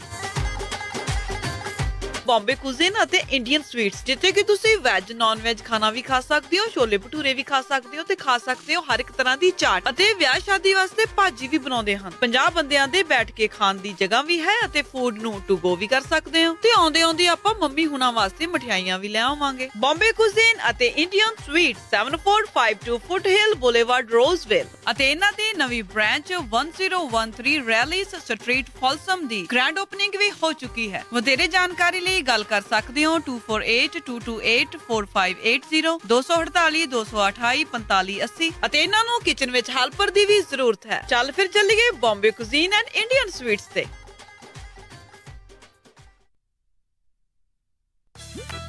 You're listening to Punjabi Radio USA, KOBO Yuba City 1450 AM, KIID Sacramento 1470 AM, KWRU Fresno 1300 AM. Punjabi radio USA ਸੁਣ ਰਹੇ ਸਾਰੇ ਸਰੋਤਿਆਂ ਨੂੰ ਇੱਕ ਵਾਰੀ ਫੇਰ ਨਿੱਘੀ ਜੀ ਆਇਆਂ ਨੂੰ। ਸਭ ਦਾ ਸਵਾਗਤ ਹੈ ਸਰੋਤਿਓ ਪ੍ਰੋਗਰਾਮ ਦੇ ਵਿੱਚ। ਪ੍ਰੋਗਰਾਮ ਚੱਲ ਰਿਹਾ ਜੀ ਅਪਡੇਟ ਅਮਰੀਕਾ, ਤੇ ਆਪਣੇ ਨਾਲ ਜੁੜੇ ਹੋਏ ਨੇ ਹਰਜੋਤ ਸਿੰਘ ਖਾਲਸਾ ਜੀ। ਜੀ ਆਇਆਂ ਨੂੰ, ਸਵਾਗਤ ਹੈ ਜੀ। ਧੰਨਵਾਦ ਜੀ। ਸਾਰੇ ਸਰੋਤਿਆਂ ਨੂੰ ਇੱਕ ਵਾਰੀ ਫੇਰ ਬਹੁਤ ਹੀ ਪਿਆਰ ਤੇ ਸਤਿਕਾਰ ਭਰੀ ਸਤਿ ਸ੍ਰੀ ਅਕਾਲ। ਤੇ ਆਪਣੇ ਨਾਲ ਰਮਨ ਜੀ ਵੀ ਜੁੜੇ ਹੋਏ ਨੇ। ਰਮਨ ਢਿੱਲੋਂ ਜੀ, ਸਤਿ ਸ੍ਰੀ ਅਕਾਲ, ਸਵਾਗਤ ਹੈ ਜੀ। ਸਤਿ ਸ੍ਰੀ ਅਕਾਲ ਜੀ ਸਾਰਿਆਂ ਨੂੰ ਜੀ। ਤੇ ਅਗਲੀਆਂ ਜਿਹੜੀਆਂ ਖਬਰਾਂ ਉਸ ਦੇ ਵੱਲ ਵਧਣ ਤੋਂ ਪਹਿਲਾਂ ਸਾਡੇ ਅੱਜ ਦੇ ਜਿਹੜੇ ਸਪਾਂਸਰਸ ਆ ਉਹਨਾਂ ਦਾ ਅਸੀਂ ਧੰਨਵਾਦ ਕਰਨਾ ਚਾਹੁੰਦੇ ਹਾਂ, ਜਿਨ੍ਹਾਂ ਨੇ ਇਸ ਪ੍ਰੋਗਰਾਮ ਨੂੰ ਤੁਹਾਡੇ ਸਾਰਿਆਂ ਤੱਕ ਪਹੁੰਚਾਉਣ 'ਚ ਪੰਜਾਬੀ ਰੇਡੀਓ USA ਦਾ ਸਹਿਯੋਗ ਦਿੱਤਾ। ਖਾਲਸਾ ਇੰਸ਼ੋਰੈਂਸ ਏਜੰਸੀ ਵਾਲੇ, ਜਿਨ੍ਹਾਂ ਦੇ ਕੋਲੋਂ ਤੁਸੀਂ ਹਰ ਇੱਕ ਤਰੀਕੇ ਦੀ ਇੰਸ਼ੋਰੈਂਸ ਕਰਵਾ ਸਕਦੇ ਹੋ, ਪੂਰੇ ਅਮਰੀਕਾ ਭਰ 'ਚ ਇੰਸ਼ੋਰੈਂਸ ਕਰਦੇ ਨੇ। ਹੋਰ ਜਾਣਕਾਰੀ ਲਈ ਕਾਲ 408 272 2500। ਇਸ ਦੇ ਨਾਲ ਸੰਤੋਖ ਸਿੰਘ, ਪਰਮਜੀਤ ਕੌਰ ਬਾਸੀ Fremont, ਨਰਜੀਤ Singh Kulwant Kaur ਪੱਟਾ ਰੋਜ਼ਵਿਲ, Manjeet Singh Narendra Kaur Kular ਕਲੋਵਿਸ, Binder Dhaliwal Bakersfield, Jarnail Singh Johal ਲੈਨੂਮਡ, Karnail Singh Randhawa Sacramento, ਤੇ ਸਨਰਾਈਜ਼ ਬੈਂਕਟ ਹਾਲ ਵਾਲੇ, ਜਿਨ੍ਹਾਂ ਦੇ ਕੋਲ 1200 ਦੀ ਕਪੈਸਿਟੀ ਵਾਲੇ ਜਿਹੜੇ ਜੀ 3 ਖੁੱਲ੍ਹੇ ਡੁੱਲੇ ਜਿਹੜੇ ਹਾਲ ਹੈਗੇ। ਛੋਟੀ ਤੋਂ ਛੋਟੀ ਪਾਰਟੀ ਤੋਂ ਵੱਡੀ ਪਾਰਟੀ ਤੁਸੀਂ ਕਰ ਸਕਦੇ ਹੋ। 500 ਤੋਂ ਵੱਧ ਕਾਰਾਂ ਦੀ ਪਾਰਕਿੰਗ ਦੀ ਜਿਹੜੀ ਉੱਥੇ ਕਪੈਸਿਟੀ ਹੈਗੀ ਆ। ਅਤੇ ਨੰਬਰ 1 ਉੱਥੇ ਦਾ ਜਿਹੜਾ ਰੈਸਟੋਰੈਂਟ ਦੀ ਜਿਹੜੀ ਉੱਥੇ ਨਾਲ ਕਲੇ ਓਵਨ ਬਾਰ ਐਂਡ ਗ੍ਰਿਲ ਜਿਹੜੀ ਆ, ਉੱਥੋਂ ਉਹਨਾਂ ਦਾ ਫੂਡ ਆਉਂਦਾ ਆ। ਅਤੇ ਤੁਸੀਂ ਜਿਹੜੀ ਉਹਨਾਂ ਨੂੰ ਹੋਰ ਜਾਣਕਾਰੀ ਲਈ ਕਾਲ ਕਰ ਸਕਦੇ ਹੋ ਬੁਕਿੰਗ ਦੇ ਲਈ 707 474 7003 ਜਾਂ 408 313 9202 ਦੇ ਉੱਤੇ, ਅਤੇ ਨਾਲ ਬੀਸਲਾ ਪਰਿਵਾਰ ਫਰੈਜ਼ਨੋ ਤੋਂ, ਅਤੇ GoNAPTA.org ਵਾਲੇ, ਜਿਨ੍ਹਾਂ ਦੀ ਆਪਣੀ ਪੰਜਾਬੀਆਂ ਦੀ ਖੁਦ ਦੀ ਜਿਹੜੀ ਟਰੱਕਿੰਗ ਐਸੋਸੀਏਸ਼ਨ ਆ। ਅਸੀਂ ਇਹਨਾਂ ਸਾਰਿਆਂ ਦਾ ਬਹੁਤ ਬਹੁਤ ਧੰਨਵਾਦ ਕਰਦੇ ਹਾਂ। ਜੇਕਰ ਤੁਸੀਂ ਜਾਂ ਕੋਈ ਹੋਰ ਕਾਰੋਬਾਰ ਵੀ ਇਸ ਪ੍ਰੋਗਰਾਮ ਨੂੰ ਸਪਾਂਸਰ ਕਰਨਾ ਚਾਹੁੰਦੇ ਹੋ, ਸੰਪਰਕ ਕਰੋ ਨੰਬਰ 408 722 7698 ਦੇ ਉੱਤੇ। ਸੋ ਅਗਲੀ ਖਬਰ ਵੱਲ ਚੱਲੀਏ ਰਮਨ ਜੀ। ਕੈਲੀਫੋਰਨੀਆ ਦੇ ਵਿੱਚ ਜਿਹੜੇ ਕਮਰਸ਼ੀਅਲ ਡਰਾਈਵਿੰਗ ਲਾਇਸੈਂਸ ਲੈਣ ਜਾ ਰਹੇ ਆ, ਉਹਨਾਂ ਲਈ ਰਿਕੁਆਇਰਮੈਂਟ ਜਿਹੜੀ ਆ ਥੋੜ੍ਹੀ ਚੇਂਜ ਹੋਣ ਜਾ ਰਹੀ ਆ। ਜਦੋਂ FMCSA ਨੇ ਦਸੰਬਰ 2016 ਦੇ ਵਿੱਚ ਕਿਹਾ ਸੀ ਵੀ ਮਿਨੀਮਮ ਟ੍ਰੇਨਿੰਗ ਸਟੈਂਡਰਡ ਸੈਟਅਪ ਕਰਨਾ ਚਾਹੀਦਾ ਜਿਹੜੇ entry level commercial driving licence holder ਹੋਣਗੇ, ਪਰ ਉਹਨਾਂ ਨੇ ਕਿਸੇ ਤਰ੍ਹਾਂ ਦਾ ਜਿਹੜਾ ਬਿਹਾਈਂਡ ਦਾ ਵੀਲ ਟ੍ਰੇਨਿੰਗ ਆ ਉਹ ਕਿੰਨੇ ਘੰਟੇ ਹੋਊਗੀ ਉਹਦੇ ਬਾਰੇ ਨਹੀਂ ਦੱਸਿਆ ਸੀ। ਹੁਣ ਇਹਦੇ ਸੰਬੰਧ ਦੇ ਵਿੱਚ ਕੈਲੀਫੋਰਨੀਆ ਦੇ ਜਿਹੜੇ ਲਾ ਮੇਕਰਸ ਹੈਗੇ ਆ, ਉਹ ਇੱਕ ਬਿੱਲ ਜਿਹੜਾ ਹੈਗਾ SV 1236 ਉਹ ਲੈ ਕੇ ਆ ਰਹੇ ਆ। ਲੈ ਕੇ ਨਹੀਂ ਆ ਰਹੇ, ਆਲਰੇਡੀ ਉਹਨਾਂ ਨੇ ਇੰਟਰੋਡਿਊਸ ਕਰ ਦਿੱਤਾ ਆ। ਪਹਿਲਾਂ ਜਨਵਰੀ ਦੇ ਵਿੱਚ ਇਹ ਇੰਟਰੋਡਿਊਸ ਕੀਤਾ ਗਿਆ ਸੀ, ਜਨਵਰੀ 9 2017 'ਚ। ਉਹ ਤੋਂ ਬਾਅਦ ਫਿਰ ਫਰਵਰੀ 15 2018 ਦੇ ਵਿੱਚ ਇਹ ਜਿਹੜਾ ਬਿੱਲ ਆ ਜਿਹੜਾ ਅਸੈਂਬਲੀਮੈਨ ਮੋਰਨਿੰਗ ਆ ਉਹਨਾਂ ਵੱਲੋਂ ਅਸੈਂਬਲੀ ਦੇ ਵਿੱਚ ਪੇਸ਼ ਕੀਤਾ ਗਿਆ ਸੀ, ਜਿਹਦੇ ਮੁਤਾਬਕ ਜਿਹੜੇ ਕੋਈ ਵੀ ਬੰਦਾ ਜਿਹੜਾ ਕਮਰਸ਼ੀਅਲ ਡਰਾਈਵਿੰਗ ਲਾਇਸੈਂਸ ਕੈਲੀਫੋਰਨੀਆ 'ਚ ਲਊਗਾ, ਉਹਨੂੰ ਜਿਹੜੀ ਆ 15 ਘੰਟੇ ਦੀ ਬਿਹਾਈਂਡ ਦਾ ਵੀਲ ਟ੍ਰੇਨਿੰਗ ਲੈਣੀ ਪਊਗੀ, ਜਿਹਦੇ ਵਿੱਚੋਂ 10 ਘੰਟੇ ਘੱਟੋ ਘੱਟ ਪਬਲਿਕ ਰੋਡ 'ਤੇ ਹੋਣਗੇ। ਸੋ ਇਹ ਬਿੱਲ ਜੇ ਉਹਦੇ ਵਿੱਚ ਇਹ ਕਿਹਾ ਗਿਆ ਵੀ ਇਹ ਜੂਨ 5 2020 ਤੋਂ ਪਹਿਲਾਂ ਲਾਗੂ ਹੋਣਾ ਚਾਹੀਦਾ ਹੈਗਾ। ਜੀ ਬਿਲਕੁਲ। ਉਹਦਾ ਵੈਸੇ 15 ਘੰਟੇ ਕੁਛ ਜ਼ਿਆਦਾ ਤਾਂ ਨਹੀਂ ਹੁੰਦੇ, 10 ਘੰਟੇ ਵੀ ਜਿਹੜੇ ਜ਼ਿਆਦਾ ਨਹੀਂ ਹੁੰਦੇ। ਕੀ ਉਸ ਦੇ ਵਿੱਚ ਨਾਲ ਹਰਜੋਤ ਸਿੰਘ ਜੀ ਇਹ ਮੈਂਸ਼ਨ ਹੈਗਾ ਆ ਵੀ ਵੱਡੇ ਟਰੱਕ ਦੇ ਉੱਤੇ ਟ੍ਰੇਨਿੰਗ ਜਿਹੜੀ ਆ ਉਹ ਹੋਵੇ ਨਾਲ? ਇੱਦਾਂ ਦਾ ਨਹੀਂ, ਪਰ ਇੰਨਾ ਜ਼ਰੂਰ ਆ ਵੀ ਬਹੁਤ ਵਾਰੀ ਜਿਹੜੇ ਕਮਰਸ਼ੀਅਲ ਲਾਇਸੈਂਸ ਲੈਂਦੇ ਹੈਗੇ ਆ ਉਹ ਪਬਲਿਕ ਰੋਡ ਦੇ ਉੱਤੇ ਬਹੁਤ ਘੱਟ ਜਿਹੜੀ ਟ੍ਰੇਨਿੰਗ ਲੈਂਦੇ ਹੈਗੇ ਆ। ਕਈ ਵਾਰੀ ਜਿੱਥੇ ਸਕੂਲ ਹੁੰਦੇ ਆ ਉਹਨਾਂ ਦੇ ਉਹ ਅੰਦਰ ਹੀ ਲੈ ਲੈਂਦੇ ਆ, ਜਾਂ ਲੋਕਲ ਜਿਹੜੀਆਂ ਸਟਰੀਟਸ ਹੁੰਦੀਆਂ ਉੱਥੇ ਹੀ ਟਰੱਕ ਘੁਮਾ ਲੈਂਦੇ ਆ। ਰਮਨ ਜੀ, ਇਹਦੇ ਬਾਰੇ ਤੁਸੀਂ ਕੀ ਕਹਿਣਾ ਚਾਹੋਗੇ? ਬਿਲਕੁਲ ਜੀ, ਬਿਲਕੁਲ। ਇਹ ਜਿਹੜਾ ਇਸ ਵੇਲੇ ਲਾਅ ਬਣ ਜਾ ਰਿਹਾ ਹੈਗਾ ਕੈਲੀਫੋਰਨੀਆ ਦੇ ਵਿੱਚ, ਉਹਦੇ ਵਿੱਚ ਇਹ ਰਿਕੁਆਇਰਮੈਂਟ ਜਿਹੜੀ ਆ ਇਹ ਰੱਖੀ ਗਈ ਹੈ। ਪਹਿਲਾਂ ਇਹ ਰਿਕੁਆਇਰਮੈਂਟ ਜਿਹੜੀ ਥੋੜ੍ਹੀ ਜ਼ਿਆਦਾ ਸੀ, ਹੁਣ ਉਸ ਤੋਂ ਬਾਅਦ ਘਟਾ ਕੇ ਜਿਹੜੀ ਹੈ 15 ਘੰਟੇ ਕੀਤੀ ਗਈ ਤੇ 15 ਘੰਟੇ ਦੇ ਵਿੱਚ 10 ਘੰਟੇ ਜਿਹੜੇ ਆ ਪਬਲਿਕ ਰੋਡ ਤੇ ਜ਼ਰੂਰ ਹੋਣਗੇ। ਸੋ ਕਰਦੇ ਤਾਂ ਹੈਗੇ ਆ ਪਬਲਿਕ ਰੋਡ ਦੇ ਉੱਤੇ, ਤੁਸੀਂ ਸਾਈਡ ਰੋਡ ਜਾਂ ਜਿਹੜੀਆਂ ਰੋਡਸ ਘੱਟ ਟ੍ਰੈਫਿਕ ਵਾਲੀਆਂ ਹੁੰਦੀਆਂ, ਟ੍ਰੇਨਿੰਗ ਜਿਹੜੀ ਆ ਜਿਹੜੀ ਸਾਡੀ ਆਪਣੀਆਂ 3 ਨੰਬਰ ਦੀ ਟ੍ਰੇਨਿੰਗ ਹੁੰਦੀ ਹੈ, ਜਿਹੜੀ ਕਿ ਪਹਿਲਾਂ ਹੁੰਦੀ ਹੈ ਕਿ ਜਿਹੜੀ ਅੰਦਰ ਲੈਂਦੇ ਆ, ਫਿਰ ਉਸ ਤੋਂ ਬਾਅਦ ਜਿਹੜੀ ਸਕਿੱਲ ਦੀ ਹੁੰਦੀ ਹੈ ਟ੍ਰੇਨਿੰਗ, ਫਿਰ ਉਸ ਤੋਂ ਬਾਅਦ ਡਰਾਈਵ ਟੈਸਟ ਹੁੰਦਾ ਆ। ਸੋ ਡਰਾਈਵ ਟੈਸਟ ਕਰਦੇ ਤਾਂ ਹੈਗੇ ਪਬਲਿਕ ਰੋਡ, ਕਾਫੀ ਮਤਲਬ ਕਿ ਘੱਟ ਜਿੱਥੇ ਟ੍ਰੈਫਿਕ ਵਾਲੀ ਸੀਟ ਹੁੰਦੀ ਉੱਥੇ ਹੁੰਦਾ ਆ।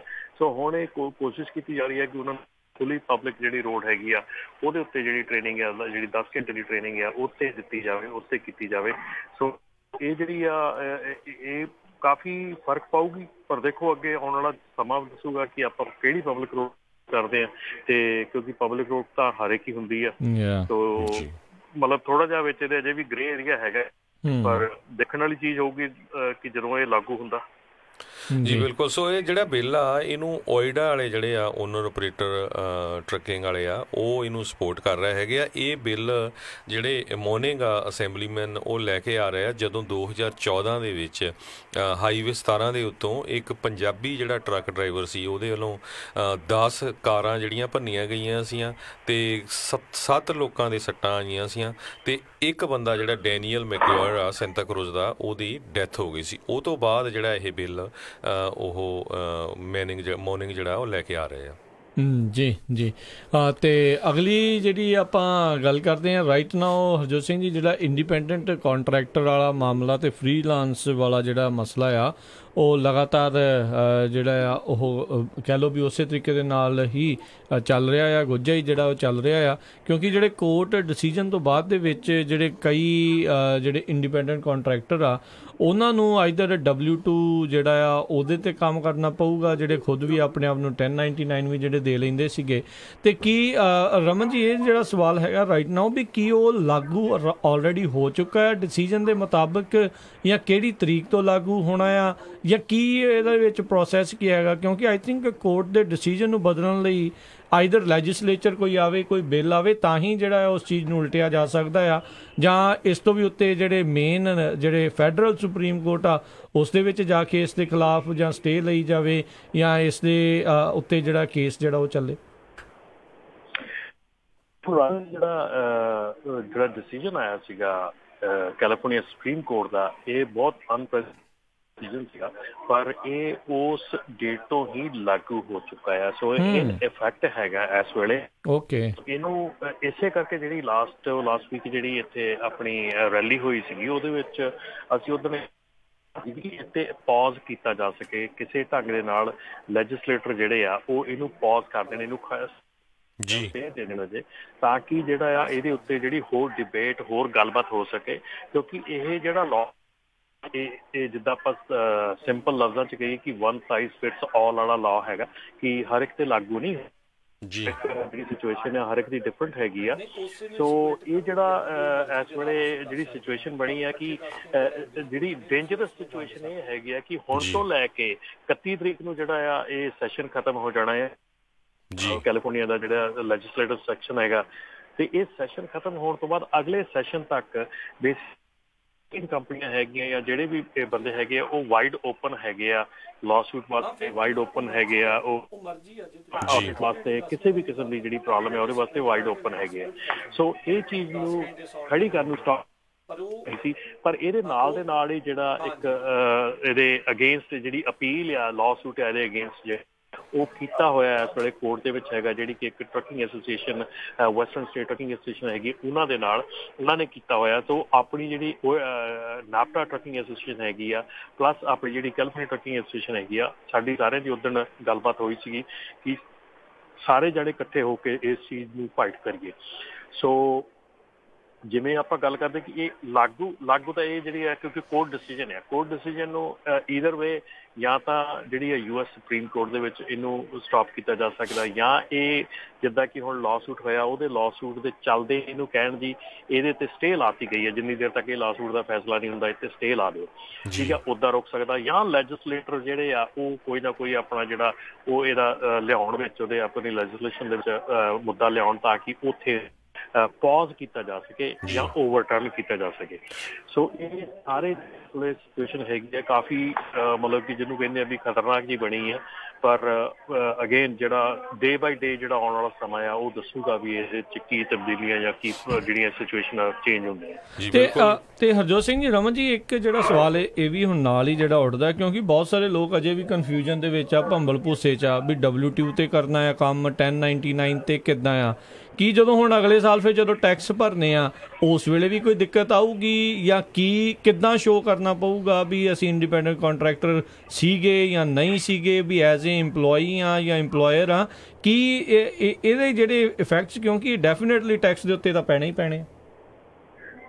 ਬਿਲਕੁਲ ਜੀ, ਇਸੇ ਚੀਜ਼ ਨੂੰ ਉਧਰ ਕਾਫੀ ਡਿਟੇਲ ਦੇ ਵਿੱਚ ਉੱਥੇ ਸੈਕਰਾਮੈਂਟੋ ਡਿਸਕਸ ਵੀ ਕੀਤਾ ਸੀਗਾ ਕਿ ਜਿਹੜੀਆਂ ਟੈਕਸ ਫਾਈਲਿੰਗ ਦੇ ਵਿੱਚ ਕੰਪਲੀਕੇਸ਼ਨਸ ਆ ਉਹ ਬਹੁਤ ਰਾਈਜ਼ ਹੋ ਜਾਣੀਆਂ, ਬਹੁਤ ਸਾਰੀਆਂ ਕੰਪਲੀਕੇਸ਼ਨਸ ਆ ਜਾਣੀਆਂ।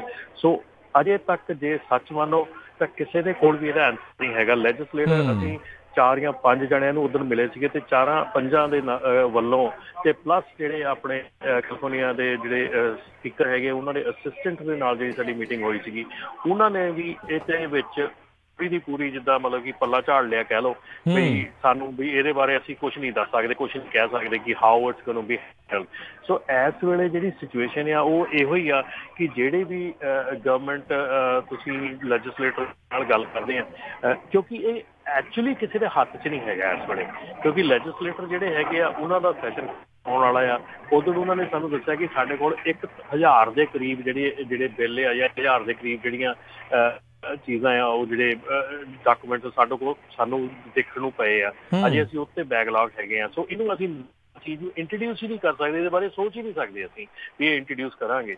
ਸੋ ਉਹ ਚੀਜ਼ ਜਿਹੜੀ ਆ ਉਹ ਦੇਖਣ ਤੋਂ ਬਾਅਦ ਇਹ ਪਤਾ ਲੱਗ ਉਧਰ ਉਹਨਾਂ ਨਾਲ ਗੱਲ ਕਰਨ ਤੋਂ ਬਾਅਦ ਵੀ ਇਹ ਪਤਾ ਲੱਗਾ ਵੀ ਰੀਅਲੀ ਇਹਨਾਂ ਦੇ ਕੋਲ ਕੋਈ ਜ਼ਿਆਦਾ ਐਡਾ ਮਤਲਬ ਕਿ ਕੋਈ ਚੀਜ਼ ਹੈ ਨਹੀਂ ਗੀ ਵੀ ਜਿਹਦੇ ਵਿੱਚ ਇਹ ਕੋਈ ਕਲੀਅਰ ਆਨਸਰ ਆ ਸਾਨੂੰ ਦੇ ਸਕਣ ਕਿ ਹਾਂ ਵੀ ਇਹਦੇ ਵਿੱਚ ਕਲੈਰਿਟੀ, ਕਿਉਂਕਿ ਜਿਹੜਾ ਇਹ ਰੂਲ ਹੈਗਾ ਆ, ABC ਜਿਹੜਾ ਟੈਸਟ ਹੈਗਾ ਆ ਉਹ ਖੁਦ ਦੇ ਵਿੱਚ ਹੀ ਬਹੁਤ ਜਿਹੜਾ ਅਨਕਲੀਅਰ ਹੈ ਕਿ how it's going to affect everybody. So ਇਹ ਜਿਹੜੀ ਸਿਚੁਏਸ਼ਨ ਪੂਰੀ ਤਰ੍ਹਾਂ ਬਣੀ ਹੋਈ ਆ, ਅਸੀਂ ਵੀ ਕੋਸ਼ਿਸ਼ ਕਰ ਚੰਗੀ ਤਰ੍ਹਾਂ ਇਹਨੂੰ ਜਿਹੜੀ ਆ ਇਹਨੂੰ ਸਟੱਡੀ ਕਰਕੇ ਜਿੱਦਾਂ ਵੀ ਕੋਈ ਨਵੀਂ ਇਨਫੋਰਮੇਸ਼ਨ ਆਉਂਦੀ ਆ ਉਹ ਸਾਰਿਆਂ ਤੱਕ ਲੈ ਕੇ ਆਈਏ। ਇਸ ਵੇਲੇ ਮੌਕਾ ਜਿਹੜਾ ਆ ਸਾਰਿਆਂ ਨਾਲੋਂ ਵੱਡਾ ਇਹ ਆ ਕਿ ਤੁਸੀਂ ਆਪਣੇ ਲੈਜਿਸਲੇਟਰ ਜਿਹੜਾ ਤੁਹਾਡਾ ਲੋਕਲ ਤੁਹਾਡਾ ਅਸੈਂਬਲੀਮੈਨ ਹੈਗਾ ਆ, ਸੈਨੇਟ, ਤੁਸੀਂ ਲੋਕਲ ਆਪਣੇ ਬੰਦੇ ਨੂੰ ਜ਼ਰੂਰ ਪਹੁੰਚ ਕਰੋ, ਉਹਦੇ ਤੱਕ ਫੋਨ ਕਰੋ, ਉਹਨੂੰ ਚਿੱਠੀ ਲਿਖੋ। ਅਸੀਂ ਕੋਸ਼ਿਸ਼ ਕਰ ਰਹੇ ਹਾਂ ਤੁਹਾਨੂੰ ਐਸੀ ਇੱਕ ਜਿਹੜੀ ਚਿੱਠੀ ਹੈਗੀ ਆ ਉਹ ਬਣਾ ਕੇ ਦਈਏ ਤਾਂ ਕਿ ਉਹਨੂੰ ਤੁਸੀਂ ਆਪਣਾ ਨਾਂ ਤੇ ਐਡਰੈਸ ਪਾ ਕੇ ਤੁਸੀਂ ਉਸ ਚਿੱਠੀ ਨੂੰ ਫੋਟੋ ਆਪਣੀ ਕਾਪੀ ਕਰਕੇ ਉਹਨੂੰ ਭੇਜ ਸਕੋ, ਕਿਉਂਕਿ ਇਹ ਚੀਜ਼ਾਂ ਜਿਹੜੀਆਂ ਆ ਹੁਣ ਇਹ ਉਹ ਚੀਜ਼ ਆ ਗਈ ਜਿੱਥੇ ਆਪਾਂ ਗੱਲਾਂ ਕਰਦੇ ਹੁੰਦੇ ਹਾਂ ਕਿ ਕਮਿਊਨਿਟੀ ਨੂੰ ਇਨਵੋਲਵ ਦੀ ਲੋੜ ਹੈ ਤੇ ਇਨਵੋਲਵ ਕਿਸੇ ਨਾ ਕਿਸੇ ਢੰਗ ਨਾਲ ਹੋਣਾ ਪੈਣਾ, ਜਾਂ ਫੋਨ ਚੱਕ ਕੇ ਕਾਲ ਕਰਨੀ ਪੈਣੀ ਆ ਜਾਂ ਲੈਟਰ ਈਮੇਲ ਕਰਨੀ ਪੈਣੀ ਆ।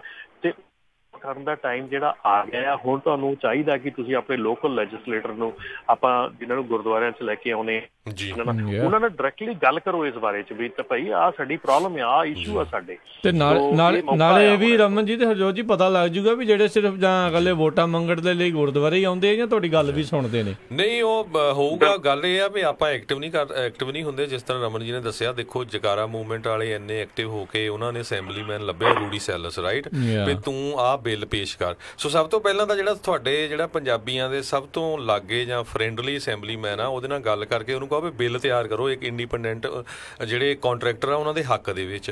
ਉਹ ਤੋਂ ਬਾਅਦ ਫਿਰ ਸਾਰੇ ਜਿੰਨੇ ਅਸੈਂਬਲੀ ਵਾਲੇ ਆ ਜਾਂ ਸਟੇਟ ਸੈਨੇਟਰ ਉਹਨਾਂ ਨੂੰ ਕੰਟੈਕਟ ਕੀਤਾ ਜਾਵੇ, ਉਹ ਬਿੱਲ ਪਾਸ ਹੋਵੇ।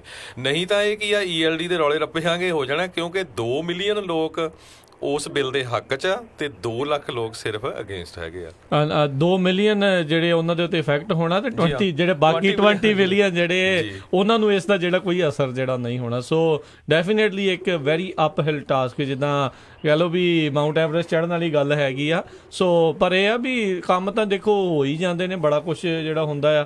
ਆਪਾਂ ਨੂੰ ਯਾਦ ਹੋਣਾ ਜਦੋਂ ਕੈਲੀਫੋਰਨੀਆ ਨੇ ਇੱਥੇ ਕਿੱਦਾਂ ਰੌਲਾ ਪੈ ਗਿਆ ਸੀਗਾ ਵੀ ਜਿਹੜੇ ਵਰਕ ਪਰਮਿਟ ਵਾਲਿਆਂ ਨੂੰ ਲਾਇਸੈਂਸ ਜਿਹੜੇ ਉਹ ਨਹੀਂ ਦੇਣੇ, ਉਦੋਂ ਉਹਨਾਂ ਨੇ DMV ਨੇ ਛਾਪ ਵੀ ਦਿੱਤਾ ਆਪਣੀ ਵੈਬਸਾਈਟ ਦੇ ਉੱਤੇ, ਲੋਕਾਂ ਨੂੰ ਚਿੱਠੀਆਂ ਵੀ ਘੱਲਤੀਆਂ। ਬਾਅਦ ਮੁੜ ਕੇ ਆਈ ਥਿੰਕ ਪ੍ਰੈਸ਼ਰ ਨੂੰ ਦੇਖਦੇ ਉਹਨਾਂ ਨੇ ਰਸੀਡ ਕਰ ਲਈ ਉਹ ਜਿਹੜੀ ਗੱਲ। ਨਹੀਂ, ਇਹਦੇ ਬਿਜ਼ਨਸ ਤੇ ਬਹੁਤ ਅਸਰ ਪੈਣਾ ਆ ਰਾਜਕਰਮਵੀਰ ਸਿੰਘ ਜੀ, ਕਿਉਂਕਿ ਕੱਲ੍ਹ ਨੂੰ ਮੰਨ ਲਓ ਵੀ ਪੱਖੀ ਤਰ੍ਹਾਂ ਲਾਗੂ ਹੋ ਜਾਂਦਾ ਕੈਲੀਫੋਰਨੀਆ 'ਚ ਤੇ ਸਾਡੀ ਗੁਆਂਢੀ ਸਟੇਟ 'ਚ ਨਹੀਂ ਹੁੰਦਾ, ਚਾਹੇ ਉਹ ਨਵਾਡਾ ਜਾਂ ਐਰੀਜ਼ੋਨਾ, ਤੇ ਬਹੁਤ ਸਾਰੀਆਂ ਟਰੱਕਿੰਗ ਕੰਪਨੀਆਂ ਮੂਵ ਹੋਣੀਆਂ ਸ਼ੁਰੂ ਹੋ ਜਾਣੀਆਂ। ਉਹਦੇ ਨਾਲ ਕੀ ਹੋਣਾ, ਕੈਲੀਫੋਰਨੀਆ ਦਾ ਇਨਕਮ ਜਿਹੜੀ ਘਟੂਗੀ, ਟੈਕਸ ਜਿਹੜਾ ਉਹ ਜਾਊਗਾ ਜੀ। ਸੋ ਇਹ ਜਿਹੜੇ ਦੇਖੋ ਇਹ ਜਿਹੜੇ ਸਟੇਟ ਵਾਲੇ ਆ ਨਾ ਰੌਲਾ ਤੇ ਉਹਨਾਂ ਨੂੰ ਅਸਰ ਉਦੋਂ ਹੁੰਦਾ ਜਦੋਂ ਡਾਲਰ ਜਾਂ ਵੱਧਦੇ ਆ ਤੇ ਜਾਂ ਘਟਦੇ ਆ। ਸੋ ਉਹਨਾਂ ਚੀਜ਼ਾਂ ਦੇ ਨਾਲ ਜਿਹੜਾ ਡੈਫੀਨੇਟਲੀ ਅਸਰ ਹੁੰਦਾ ਆ। ਤੇ ਨਾਲੇ ਇੱਕ ਪਿੱਛੋਂ ਵਿੱਚ ਕਾਲ ਆਈ ਸੀ ਵੀ ਕਈ ਜਾਣੇ ਪੁੱਛ ਰਹੇ ਸੀ ਵੀ ਜਿਹੜਾ ਕਮੈਂਟ ਪੀਰੀਅਡ ਦੇ ਵਿੱਚ ਕੌਣ ਕਮੈਂਟ ਕਰ ਸਕਦਾ। ਜਿਹੜਾ ਬੰਦਾ ਦੇਖੋ ਟਰੱਕ ਡਰਾਈਵ ਕਰ ਰਿਹਾ ਉਹ ਤਾਂ ਡੈਫੀਨੇਟਲੀ ਜਿਹੜਾ ਉਹਦੇ ਵਿੱਚ ਕਮੈਂਟ ਕਰੇ, ਕਿਉਂਕਿ ਆਵਰ ਆਫ ਸਰਵਿਸ ਦੀ ਜਿਹੜੀ ਰੈਗੂਲੇਸ਼ਨ ਆ ਉਹ FMCSA ਵਾਲੀ ਸਭ ਤੋਂ ਜ਼ਿਆਦਾ ਸਭ ਤੋਂ ਵੱਧ ਸਿਰਫ ਤੇ ਸਿਰਫ ਉਹਨਾਂ ਦੇ ਉੱਤੇ ਹੀ ਜਿਹੜੀ ਆ ਉਹ ਲਾਗੂ ਹੋ ਰਹੀ ਆ ਜਿਹੜੇ ਕਿ ਚਲਾ ਰਹੇ ਨੇ। ਕੰਪਨੀਆਂ ਵਾਲੇ ਕਰਨ ਨਾ ਕਰਨ ਤੁਸੀਂ ਉਸ ਚੀਜ਼ ਦੀ ਪਰਵਾਹ ਨਾ ਕਰੋ। ਤੁਸੀਂ ਆਪਣੇ ਪੱਧਰ ਦੇ ਉੱਤੇ ਜਿਹੜੇ FMCSA ਦਾ ਜਿਹੜਾ ਇਹ ਆਵਰ ਆਫ ਸਰਵਿਸ ਰੈਗੂਲੇਸ਼ਨ ਦੀ ਜਿਹੜੀ ਇਹਨਾਂ ਨੇ ਰੱਖੀ ਹੋਈ ਹੈ comment period open public comment ਦੇ ਲਈ, ਤੁਸੀਂ ਹੱਕ 'ਚ ਹੋ, ਤੁਸੀਂ ਅਗੇਂਸਟ ਹੋ, ਜਿੱਦਾਂ ਦਾ ਵੀ ਤੁਹਾਡੀ ਭਾਵਨਾ ਹੈਗੀ ਆ ਉੱਦਾਂ ਦੀ ਜਿਹੜੀ ਤੁਸੀਂ ਉੱਥੇ ਆਪਣੀ ਕਮੈਂਟਸ ਜਿਹੜੇ ਉਹਨਾਂ ਦੇ ਉੱਤੇ ਲਿਖ ਸਕਦੇ ਹੋ। ਮੈਂ ਚੱਲਦੇ ਜਿਹੜੇ ਪ੍ਰੋਗਰਾਮ ਆ ਉਸ ਦੇ ਵਿੱਚ ਉਸ ਦਾ ਲਿੰਕ ਜਿਹੜਾ ਪਾਇਆ ਆ ਜਿੱਥੇ ਤੁਸੀਂ FMCSA ਦੀ ਵੈਬਸਾਈਟ ਦਾ ਵੀ ਉੱਥੋਂ ਜਾ ਕੇ ਤੁਸੀਂ ਹੋਰ ਇਨਫੋਰਮੇਸ਼ਨ ਵੀ ਉੱਥੇ ਲੈ ਸਕਦੇ ਹੋ। ਜੀ ਤੇ ਬਿਲਕੁਲ ਰਾਜਕਰਨ, ਮੈਂ ਇਹਦੇ ਬਾਰੇ ਚ ਇੱਕ ਗੱਲ ਹੋਰ ਦੱਸ ਦਿਆਂ ਕਿ ਜਿਹੜੀ ਹੁਣੇ ਤੁਸੀਂ ਕੁਐਸਚਨ ਪੁੱਟ ਕੀਤਾ ਕਿ ਤੁਸੀਂ ਜਿਹੜਾ ਹੈ ਟਰੱਕ ਚਲਾਉਂਦੇ ਜਾਂ ਤੁਹਾਡੀ ਕੰਪਨੀ ਇਹ ਗੱਲ ਕਰੇ, ਇਹ ਜ਼ਰੂਰੀ ਨਹੀਂ ਹੈਗਾ। ਜਿੱਦਾਂ ਕਿ ਤੁਸੀਂ ਕਿਹਾ ਵੀ ਤੁਸੀਂ ਜੇ ਟਰੱਕਿੰਗ ਇੰਡਸਟਰੀ ਨਾਲ ਕਿਸੇ ਤਰ੍ਹਾਂ ਵੀ ਇਨਵੋਲਵ ਹੈਗੇ ਆ ਤੇ ਤੁਸੀਂ ਇਹ ਕਮੈਂਟ ਕਰ ਸਕਦੇ ਹੋ। ਉੱਥੇ ਕੋਈ ਜ਼ਰੂਰੀ ਨਹੀਂਗਾ ਵੀ ਤੁਹਾਨੂੰ ਟਰੱਕ ਦਾ ਲਾਇਸੈਂਸ ਨੰਬਰ ਦੇਣਾ ਪੈਣਾ ਜਾਂ ਕੁਛ ਇੱਦਾਂ ਦਾ ਦੇਣਾ ਪੈਣਾ। ਤੇ ਇੱਕ ਹੋਰ ਮੈਂ ਰਿਕੁਐਸਟ ਕਰਦੇ ਹਾਂ ਪਲੀਜ਼ ਸੁਣਨ ਵਾਲਿਆਂ ਨੂੰ ਕਿ ਪਲੀਜ਼ ਉੱਥੇ ਕਮੈਂਟ ਕਰਿਓ ਬੜੇ ਕਲੀਅਰਲੀ ਤੇ ਬੜੇ ਸਿੰਪਲ ਲਫ਼ਜ਼ਾਂ ਦੇ ਵਿੱਚ, ਛੋਟੇ ਜਿਹੇ ਕਰਕੇ। ਕੋਈ ਲੰਮੇ ਕਮੈਂਟ ਨਹੀਂ ਕਰਨਾ, ਕੋਈ ਗਲਤ ਲਫ਼ਜ਼ ਨਹੀਂ ਵਰਤਣਾ।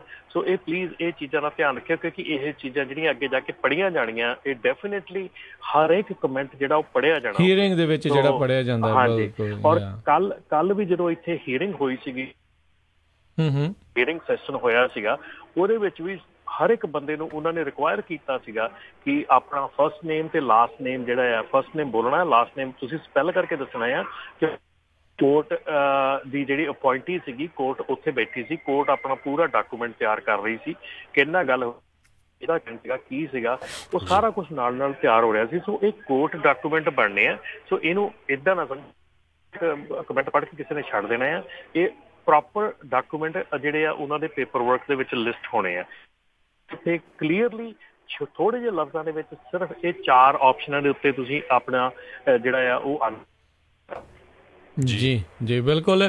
ਤੇ ਕਈ ਵਾਰੀ ਇੱਦਾਂ ਵੀ ਹੁੰਦਾ ਆ ਰਮਨ ਜੀ, ਹਰਜੋਤ ਜੀ, ਵੀ ਬੜੇ ਈਜ਼ੀਲੀ ਨਾ ਜਿਹੜੇ ਲੋਕ ਕੋਈ ਵਧੀਆ ਜਿਹਾ ਕਮੈਂਟ ਕਰ ਲੈਂਦੇ, ਤੁਸੀਂ ਕਾਪੀ ਕਰਕੇ ਵੀ ਉਹ ਸੇਮ ਕਮੈਂਟ ਜਿਹੜਾ ਅੱਗੇ ਤੋਂ ਅੱਗੇ ਯੂਜ਼ ਕਰ ਸਕਦੇ ਹੋ, ਕਿਉਂਕਿ ਭਾਵਨਾ ਤਾਂ ਜਿਹੜੀ ਆ ਉਹੀ ਜਿਹੜੀ ਉਸ ਦੇ ਵਿੱਚ ਪੇਸ਼ ਕਰਨੀ ਜੀ। ਤੇ ਰਮਨ ਜੀ ਅਗਲੀ ਖਬਰ ਵੱਲ ਚੱਲੀਏ। ਜਿਸ ਤਰ੍ਹਾਂ ਟੈਸਲਾ ਵਾਲੇ ਆ, ਉਹਨਾਂ ਨੇ ਜਿਹੜੇ ਆਪਣੇ ਸੈਮੀ ਟਰੱਕ ਜਿਹੜੇ ਆ ਉਹ ਕਹਿੰਦੇ ਕਾਫੀ ਵੱਡੀ ਗਿਣਤੀ ਦੇ ਵਿੱਚ ਬਣਾਉਣੇ ਸ਼ੁਰੂ ਕਰ ਦਿੱਤੇ ਆ। ਤੇ ਪਿਛਲੇ ਹਫ਼ਤੇ ਟੈਸਲਾ ਦਾ ਜਿਹੜਾ ਇੱਕ ਟਰੱਕ ਆ JV ਹੰਟ ਜਿਹੜੀ ਕੰਪਨੀ ਆ ਉਹਨਾਂ ਦੇ ਹੈੱਡ ਆਫਿਸ ਦੇ ਵਿੱਚ ਗਿਆ ਤੇ ਕਹਿੰਦੇ ਵੀ 12,000 ਤੋਂ ਵੱਧ ਤੇ 1 ਲੱਖ ਤੋਂ ਵੱਧ ਜਿਹੜੇ 12,000 ਤੋਂ ਵੱਧ ਟਰੱਕ ਤੇ 1 ਲੱਖ ਤੋਂ ਵੱਧ ਜਿਹੜੇ ਟ੍ਰੇਲਰ ਆ JV ਹੰਟ ਇਸ ਟਾਈਮ ਚਲਾਉਂਦਾ ਹੈਗਾ ਆ। ਤੇ ਜਦੋਂ ਹੀ ਟੈਸਲਾ ਨੇ ਜਿਹੜੇ ਇਹ ਆਪਣੇ ਟਰੱਕ ਬਾਰੇ ਅਨਾਊਂਸ ਕੀਤਾ ਸੀ ਤੇ ਸਭ ਤੋਂ ਪਹਿਲਾਂ ਜਿਹੜੀ JV ਹੰਟ ਕੰਪਨੀ ਆ ਉਹਨਾਂ ਨੇ ਜਿਹੜਾ ਇਹ ਕਿਹਾ ਸੀ ਵੀ ਅਸੀਂ ਜਿਹੜੇ ਆ ਟੈਸਲਾ ਦੇ ਟਰੱਕ ਬਾਈ ਕਰਾਂਗੇ ਜੋ ਕਿ 600 ਮੀਲ ਤੱਕ ਜਾਣਗੇ। ਜੀ ਇਹ ਕਾਫੀ ਇੰਟਰਸਟਿੰਗ ਹੈਗਾ ਜੀ ਦੇਖਣ ਨੂੰ ਜੀ। ਤੇ ਆਪਣੇ ਨਾਲ ਜਿਹੜੇ ਹਰਜੋਤ ਜੀ, ਰਮਨ ਜੀ ਕਾਲਰ ਆਪਣੇ ਨਾਲ ਜੁੜੇ ਨੇ, ਦਲਬੀਰ ਜੀ। ਸਤਿ ਸ਼੍ਰੀ ਅਕਾਲ ਜੀ, ਸਵਾਗਤ ਹੈ ਜੀ। ਸਤਿ ਸ਼੍ਰੀ ਅਕਾਲ ਭਾਜੀ। ਜੀ ਦਲਬੀਰ ਜੀ। ਭਾਜੀ ਤੁਹਾਡਾ ਪ੍ਰੋਗਰਾਮ ਬਹੁਤ ਵਧੀਆ ਤੇ ਕਾਫੀ ਸਾਨੂੰ ਨੌਲੇਜ ਹੁੰਦੀ ਹੈ, ਤੁਹਾਡਾ ਬਹੁਤ ਥੈਂਕ ਯੂ ਕਰਦੇ ਆ। ਤੇ ਲਾਸਟ ਵੀਕ ਭਾਜੀ ਆਪਣੇ ਨਾ ਕਿਸੇ ਨੇ ਯੂਨੀਵਰਸਿਟੀ ਤੋਂ ਕਾਲ ਕੀਤੀ ਸੀਗੀ, ਜਿੱਦਾਂ ਸਾਡਾ ਕੰਪਨੀ ਦਾ ਨਾਂ ਲੈ ਕੇ, ਤੇ ਉਹਦੇ ਵਿੱਚ ਕਿਹਾ ਸੀਗਾ ਉਹਨਾਂ ਨੇ ਵੀ ਸਾਡੇ ਪੈਸੇ ਰੱਖ ਲਏ ਆ ਕੋਈ ਘੱਟੋ ਘੱਟ $6,000 ਨਾ। ਤੇ ਅਸੀਂ ਉਹ ਸਟੇਟਮੈਂਟਾਂ ਸਾਡੇ ਕੋਲ ਸਾਰੀਆਂ ਪਈਆਂ, ਜਿੱਦਾਂ ਉਹਨੂੰ ਵੀ ਅਸੀਂ ਘੱਲ ਦਿੱਤੀਆਂ। ਠੀਕ ਹੈ। ਤੇ ਉਹਦੇ ਵਿੱਚ ਜਿੱਦਾਂ ਅਸੀਂ ਕੋਈ ਵੀ ਉਹਦਾ ਪੈਸਾ ਵਾਧੂ ਨਹੀਂ ਕੱਟਿਆ, ਉਹਨੇ ਨੁਕਸਾਨ ਕੀਤਾ ਸੀ ਤਾਂ ਬਹੁਤ ਵੱਡਾ ਆਪਣੇ ਪੋਰਟਲੈਂਡ ਮੇਰਾ ਖਿਆਲ ਫਿਊਲ ਵਾਲਿਆਂ ਦੇ, ਜਿੱਦਾਂ ਨਾ ਫਿਊਲ ਡੋਲਤਾ ਸੀਗਾ ਜਹਾਜ਼ ਦੇ ਵਿੱਚ ਜੀ। ਅੱਛਾ ਜੀ। ਤੇ ਉਹ ਘੱਟੋ ਘੱਟ ਸਿਟੀ ਵਾਲਿਆਂ ਨੇ ਆਣ ਕੇ $4-5,000 ਜਿੱਦਾਂ ਨਾ ਤੇ ਨੁਕਸਾਨ ਕੀਤਾ ਹੀ, ਪਰ ਅਸੀਂ ਉਹਦਾ ਕੋਈ ਪੈਸਾ ਨਹੀਂ ਕੱਟਿਆ ਜੀ। ਤੇ ਹੁਣ ਜਿੱਦਾਂ ਮੁੜ ਕੇ ਉਹਨੇ ਸਟ੍ਰਾਬੇਰੀਆਂ ਲੋਟ ਚੱਕਿਆ ਤੇ ਉਹ ਸਾਰਾ ਖਿਲਾਰਤਾ ਜੀ। ਤੇ ਅਸੀਂ ਜਿੱਦਾਂ ਕੋਈ ਪਹਿਲਾਂ ਪੈਸਾ ਕੱਟਿਆ ਹੈਗਾ ਫਿਊਲ ਦਾ, ਸਿਰਫ ਸਟ੍ਰਾਬੇਰੀਆਂ ਦਾ ਬ੍ਰੋਕਰ ਨੇ ਕੱਟ ਲਿਆ ਤੇ ਉਹ ਅਸੀਂ ਸਿਰਫ $1,400 ਕੁਛ ਉਹਦੇ ਕੱਟੇ ਆ ਜੀ। ਤੇ ਜਿਹੜਾ ਫਿਊਲ ਲਿਆ ਆ $5-6,000 ਦਾ ਉਹਦਾ ਜੀ ਕੋਈ ਨਹੀਂ ਕੱਟਿਆ, ਕੋਈ ਛੋਟ ਵੀ ਕਵਰ ਕਰ ਲਿਆ ਜੀ।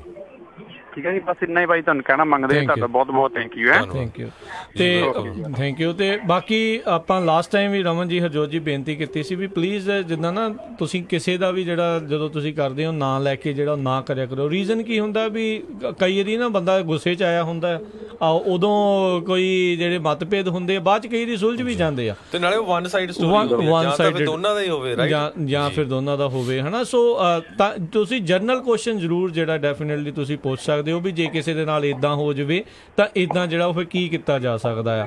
ਸੋ ਜਦੋਂ ਤੁਸੀਂ ਕਿਸੇ ਦਾ ਨਾਮ ਜੀ ਹਾਂਜੀ ਰਾਜਕਰਨ, ਮੈਂ ਇੱਥੇ ਇੱਕ ਗੱਲ ਹੋਰ ਕਰਨੀ ਚਾਹੂੰਗਾ। ਮੈਨੂੰ ਵੀ ਕਈ ਕਾਲਸ ਆਉਂਦੀਆਂ ਹੈਗੀਆਂ ਇਸੇ ਸਿਚੁਏਸ਼ਨਾਂ ਦੇ ਬਾਰੇ ਦੇ ਵਿੱਚ, ਹੈ ਨਾ, ਕਿ ਕੱਲ ਵੀ ਮੈਨੂੰ ਇੱਕ ਕਾਲ ਆਈ ਸੀਗੀ ਕਿ ਉਹਨਾਂ ਦਾ ਕਲੇਮ ਹੈਗਾ ਆ, ਉਹਨਾਂ ਦੇ ਕੋਲ ਸਾਰੇ ਪ੍ਰੂਫ ਹੈਗੇ ਆ ਤੇ ਇੰਸ਼ੋਰੈਂਸ ਕੰਪਨੀ ਨੇ ਉਹਨਾਂ ਦਾ ਕਲੇਮ ਜਿਹੜਾ ਆ ਉਹ ਡਿਨਾਈ ਕਰ ਦਿੱਤਾ ਜਾਂ ਇੰਸ਼ੋਰੈਂਸ ਕੰਪਨੀ ਨੇ ਕਲੇਮ ਪੇ ਕਰ ਦਿੱਤਾ ਤੇ ਜਦ ਕਿ ਉਹਨਾਂ ਦੀ ਕੋਈ ਗਲਤੀ ਨਹੀਂ ਸੀਗੀ। ਸੋ ਉਹਦੇ ਵਿੱਚ ਵੀ ਉਹਨਾਂ ਨੇ ਜਿਹੜੀ ਸਿਚੁਏਸ਼ਨ ਦੱਸੀ ਉਹਦੇ ਵਿੱਚ ਮੈਂ ਇੱਕ ਗੱਲ ਕਹਿਣੀ ਚਾਹੂੰਗਾ ਕਿ ਜਿੰਨੇ ਵੀ ਸਾਡੇ ਡਰਾਈਵਰ ਇਸ ਵੇਲੇ ਲੋਡ ਚੱਕਦੇ ਆ ਉਹਨਾਂ ਨੂੰ ਖਾਸ ਕਰਕੇ ਹਦਾਇਤ ਹੈਗੀ ਕਿ ਪਲੀਜ਼ ਜਦੋਂ ਲੋਡ ਹੁੰਦਾ ਆ ਕੋਸ਼ਿਸ਼ ਕਰੋ ਆਪਣਾ ਲੋਡ ਦੇਖਣ ਦੀ ਕਿ ਲੋਡ ਕਿਵੇਂ ਲੋਡ ਹੁੰਦਾ ਆ। ਜੇ ਤੁਹਾਡਾ ਪ੍ਰੋਡਿਊਸ ਹੈਗਾ ਆ ਟੈਂਪਰੇਚਰ ਚੈੱਕ ਕਰਨ ਦੀ ਉੱਥੇ ਖੇਚਲ ਕਰੋ। ਤੁਹਾਨੂੰ 3 ਜਿਹੜੇ ਪੈਲਟ ਹੈਗੇ ਆ ਉਹ ਪੋਕ ਕਰਨ ਦਾ, ਉਹ ਝਬੋ ਕੇ ਦੇਖਣ ਦਾ ਅਧਿਕਾਰ ਹੈਗਾ ਆ। ਸੋ ਤੁਸੀਂ 3 ਪੈਲਟ ਚੈੱਕ ਕਰ ਸਕਦੇ ਆ, ਉਹਦੇ ਵਿੱਚ 3 ਪੈਲਟ ਨੂੰ ਤੁਸੀਂ ਚੋਕ ਕਰ ਸਕਦੇ। ਉਹ ਤੁਹਾਨੂੰ ਕਹਿੰਦੇ ਵੀ ਤੁਸੀਂ ਨਹੀਂ ਅਸੀਂ ਤੁਹਾਨੂੰ ਪੋਕ ਕਰਨ ਦੇਣਾ ਪੈਲਟ ਦੇ ਵਿੱਚ ਨਹੀਂ। ਇੱਕ ਆਪਣਾ ਰੇਜ਼ਰ ਆਪਣਾ ਰੈੱਡ ਲੇਜ਼ਰ ਵਾਲਾ ਥਰਮਾਮੀਟਰ ਮਿਲਦਾ ਜਿਹੜੀ ਲੇਜ਼ਰ ਮਾਰ ਕੇ ਤੁਸੀਂ ਉਹਦਾ ਟੈਂਪਰੇਚਰ ਚੈੱਕ ਕਰ ਸਕਦੇ ਆ, ਉਹ 'ਚ ਪੋਕ ਕਰਨ ਦੀ ਲੋੜ ਨਹੀਂ ਹੁੰਦੀ। ਉਹ ਜਿਹੜਾ ਥਰਮਾਮੀਟਰ ਆ ਉਹ ਆਪਣੇ ਲੋਕਲ ਜਿਹੜਾ ਹਾਰਬਰ ਫਰੇਟ ਹੈਗਾ ਉਹਨਾਂ ਤੋਂ ਮਿਲ ਜਾਂਦਾ ਆ, ਉਹ $20 ਦਾ ਹੈਗਾ, ਉਹ ਲੈ ਕੇ ਰੱਖੋ। ਜਦੋਂ ਤੁਸੀਂ ਲੋਡ ਕਰਦੇ ਆ ਤੁਸੀਂ ਆਪਣਾ ਟੈਂਪਰੇਚਰ ਆਪ ਚੈੱਕ ਕਰੋ। ਜੇ ਤੁਹਾਡਾ ਟੈਂਪਰੇਚਰ ਤੁਹਾਨੂੰ ਕੰਪਨੀ ਕਹਿ ਰਹੀ ਆ 36 ਡਿਗਰੀ ਤੇਰਾ ਫਰੇਟ ਦਾ ਜਿਹੜਾ ਚਾਹੀਦਾ ਜਾਂ 32 ਡਿਗਰੀ ਤੇਰਾ ਟੈਂਪਰੇਚਰ ਚਾਹੀਦਾ, ਤੇ ਜਦੋਂ ਤੁਸੀਂ ਉਹ ਸਮਾਨ ਲੈਣਾ ਉਹ ਸਮਾਨ ਜਿਹੜਾ ਆ ਘੱਟੋ ਘੱਟ ਨਹੀਂ ਤਾਂ 40 ਡਿਗਰੀ ਤੋਂ ਥੱਲੇ ਚਾਹੀਦਾ। ਜੇ ਤੁਸੀਂ ਉਹ ਜਿਹੜਾ ਪੈਲਟ ਹੈਗਾ ਉਹ ਕਹਿ ਰਿਹਾ ਜੀ ਇਹ ਮੈਨੂੰ ਸਮਾਨ ਜਿਹੜਾ ਆ ਡਿਲੀਵਰੀ ਪੁਆਇੰਟ ਤੇ 32 ਡਿਗਰੀ 'ਚ ਚਾਹੀਦਾ, ਠੀਕ ਆ। ਹੁਣ ਆਪਾਂ ਨੂੰ ਕੋਈ ਬੰਦਾ ਕਵੇ ਵੀ ਇਹ ਮੈਨੂੰ ਜਿਹੜੀ ਚੀਜ਼ ਆ ਇਹ ਜਦੋਂ ਤੂੰ ਡਿਲੀਵਰ ਕਰੇਗਾ ਆਹ ਫੜ ਕਿਲੋ ਸਟ੍ਰਾਬੇਰੀਆਂ ਤੇ ਇਹ ਮੈਨੂੰ ਚੀਜ਼ ਜਿਹੜੀ ਇੱਥੇ 2 ਕਿਲੋ ਚਾਹੀਦੀ ਆ, ਪਰ ਹੁਣ ਤੁਸੀਂ ਕਿਲੋ ਚੱਕੀਆਂ ਤੇ ਤੁਸੀਂ 2 ਕਿਲੋ ਕਿੱਦਾਂ ਦਓਗੇ? ਠੀਕ ਹੈ ਨਾ। ਜਦੋਂ ਤੁਸੀਂ ਟੈਂਪਰੇਚਰ 36 ਦੇਣਾ ਜਾਂ 32 ਦੇਣਾ ਪਰ ਟੈਂਪਰੇਚਰ ਤੁਸੀਂ ਚੱਕ ਰਹੇ ਆ 60 ਤੇ ਤੁਸੀਂ ਚੈੱਕ ਨਹੀਂ ਕੀਤਾ ਤਾਂ ਉਹਨਾਂ ਨੇ ਲੋਡ ਕਰਤਾ ਪਿੱਛੇ 60 ਲੋਡ ਕਰਤਾ ਤੇ ਉਹ ਉੱਥੇ ਜਾ ਕੇ ਉਹ ਸਾਰਾ ਰਾਹ ਤੁਸੀਂ ਠੰਡਾ ਕਰਕੇ 36 ਤੱਕ ਲਿਆਉਂਦੇ ਰਹੇ, ਤੁਹਾਡਾ ਰੀਫਰ ਚੱਲਿਆ, ਤੁਹਾਡਾ ਲੋਡ ਜਿਹੜਾ ਦੂਜੇ ਲੋਡ ਵਿੱਚ ਪਏ ਆ ਜੇ ਹੋਰ ਕੁਝ ਲੋਡ ਕੀਤਾ ਉਹ ਖਰਾਬ ਹੋ ਜਾਣਾ, ਤੁਹਾਡੇ ਤੇ ਕਲੇਮ ਪੈ ਜਾਣਾ। ਸੋ ਡਰਾਈਵਰਾਂ ਨੂੰ ਮੇਰੀ ਡਰਾਈਵਰ ਭਰਾਵਾਂ ਨੂੰ ਸਾਰਿਆਂ ਨੂੰ ਰਿਕੁਐਸਟ ਹੈ ਜਦੋਂ ਤੁਹਾਡਾ ਲੋਡ ਚੱਕਦੇ ਆ ਉਦੋਂ ਤੁਸੀਂ ਪਿੱਛੇ ਜਾ ਕੇ ਆਪਣਾ ਟੈਂਪਰੇਚਰ ਜ਼ਰੂਰ ਚੈੱਕ ਕਰੋ। ਇਹ ਗੱਲ ਐਵੇਂ ਨਹੀਂ ਕਹਿ ਰਿਹਾ, ਮੈਂ ਇਹ ਗੱਲ ਆਪਣੇ ਤੇ ਹੰਡਾਈ ਆ। ਮੈਂ 4 ਸਾਲ ਜਿਹੜਾ ਮੈਂ ਕੰਮ ਕੀਤਾ ਮੈਂ ਔਰ ਮੈਂ ਹਮੇਸ਼ਾ ਜੈਕਟ ਵੱਡੀ ਪਾ ਕੇ ਰੀਫਰ ਦੇ ਵਿੱਚ ਕੂਲਰ ਦੇ ਵਿੱਚ ਜਾ ਕੇ ਖੜੀ ਦਾ ਸੀ ਜਿੰਨੇ ਚਿਰ ਲੋਡ ਨਹੀਂ ਸੀ ਚੱਕ ਹੁੰਦਾ ਕਿ ਜਿਹੜਾ ਪੈਲਟ ਆ ਉੱਤੇ ਰੇਜ਼ਰ ਮਾਰ ਕੇ ਦੇਖਣਾ ਕਿ ਟੈਂਪਰੇਚਰ ਉਹਦਾ ਠੀਕ ਆ। ਉਸ ਤੋਂ ਬਾਅਦ ਜੇ ਤੁਹਾਡੇ ਦੇਖ ਵੀ ਲੋਡ ਤੁਹਾਡੀ ਸਪੈਸੀਫਿਕੇਸ਼ਨ ਦੇ ਜਿੱਦਾਂ ਤੁਹਾਨੂੰ ਬ੍ਰੋਕਰ ਨੇ ਕਿਹਾ ਉਦਾਂ ਦਾ ਨਹੀਂ ਲੱਦਿਆ ਤੁਹਾਨੂੰ ਲੋਡ, ਮੰਨ ਲਓ ਤੁਹਾਡਾ ਲੋਡ ਜਿਹੜਾ ਠੀਕ ਨਹੀਂ ਗਾ ਲੱਗਦਾ ਤੁਹਾਨੂੰ, ਉਹਨਾਂ ਨੇ ਪੈਲਟ ਜਿਹੜੇ ਆ ਸਹੀ ਨਹੀਂ ਰੱਖੇ, ਪਲੀਜ਼ ਆਪਣਾ ਜਿਹੜਾ ਬਿੱਲ ਆਫ ਲੇਡਿੰਗ ਆ ਜਦੋਂ ਤੁਸੀਂ ਸਾਈਨ ਕਰਨੇ ਲੈਂਦੇ ਆ ਉੱਥੇ ਲਿਖ ਦਿਓ ਜੋ ਚੀਜ਼ ਤੁਸੀਂ ਅਬਜ਼ਰਵ ਕੀਤੀ ਉਹ ਲਿਖੋ। ਜੇ ਤੁਹਾਨੂੰ ਸ਼ਿਪਰ ਕਹਿੰਦਾ ਆ ਕਿ ਤੁਸੀਂ ਆਪਣੇ ਡੌਕ ਤੇ ਆਣ ਕੇ ਆਪਣੇ ਪੀਸ ਕਾਊਂਟ ਨਹੀਂ ਕਰ ਸਕਦੇ, ਠੀਕ ਆ, ਵੀ ਤੁਸੀਂ ਪਿੱਛੇ ਡੌਕ ਤੇ ਆ ਨਹੀਂ ਸਕਦੇ, ਬਹੁਤ ਜਿਹੜੇ ਤੁਹਾਨੂੰ ਡੌਕ ਤੇ ਆਉਣ ਨਹੀਂ ਦਿੰਦੇ। ਸੋ ਉੱਥੇ ਕੀ ਕਰਨਾ ਚਾਹੀਦਾ? ਉੱਥੇ ਤੁਹਾਡੇ ਕੋਲ ਜਦੋਂ ਉਹਨਾਂ ਦੇ ਲੈਣੇ ਆ ਉਹਨਾਂ ਨੇ ਤੁਹਾਡੇ ਕੋਲੋਂ ਤੁਸੀਂ ਸਾਈਨ ਕਰਨੇ ਆ, ਉੱਥੇ ਲਿਖਿਆ ਆ ਕਿ 26 ਪੈਲਟ ਆ ਜਾਂ 2055 ਪੀਸ ਆ, ਠੀਕ। ਹੁਣ ਉੱਥੇ ਜਦੋਂ 2055 ਲਿਖੇ ਆ ਤੁਸੀਂ ਤਾਂ ਦੇਖੇ ਨਹੀਂ ਗਿਣੇ ਨਹੀਂ, ਪਰ ਤੁਸੀਂ ਸਾਈਨ ਕਰ ਰਹੇ ਆ ਵੀ ਮੈਂ ਐਕਸੈਪਟ 2055 ਪੀਸ, ਉੱਥੇ ਲਿਖ ਦਿਓ ਹਮੇਸ਼ਾ ਸ਼ਿਪਰ ਕਾਊਂਟਡ, ਸ਼ਿਪਰ ਨੇ ਕਾਊਂਟ ਕੀਤੇ ਆ ਤੇ ਉੱਥੇ ਥੱਲੇ ਵੀ ਮੈਂ ਨਹੀਂ ਕਾਊਂਟ ਕੀਤੇ, ਸ਼ਿਪਰ ਨੇ ਕਾਊਂਟ ਕੀਤੇ ਆ 2055 ਪੀਸ। ਕੱਲ ਨੂੰ ਉਹ ਪੀਸ ਘੱਟਦੇ ਆ ਤੇ ਤੁਸੀਂ ਕਹਿ ਸਕਦੇ ਆ ਵੀ ਦੇਖੋ ਹੈ ਆ ਸ਼ਿਪਰ ਕਾਊਂਟਡ, ਮੈਂ ਕਾਊਂਟ ਨਹੀਂ ਕੀਤੇ, ਮੈਨੂੰ ਤਾਂ ਜੋ ਉਹਨੇ ਕਿਹਾ ਮੈਂ ਲੈ ਲਏ।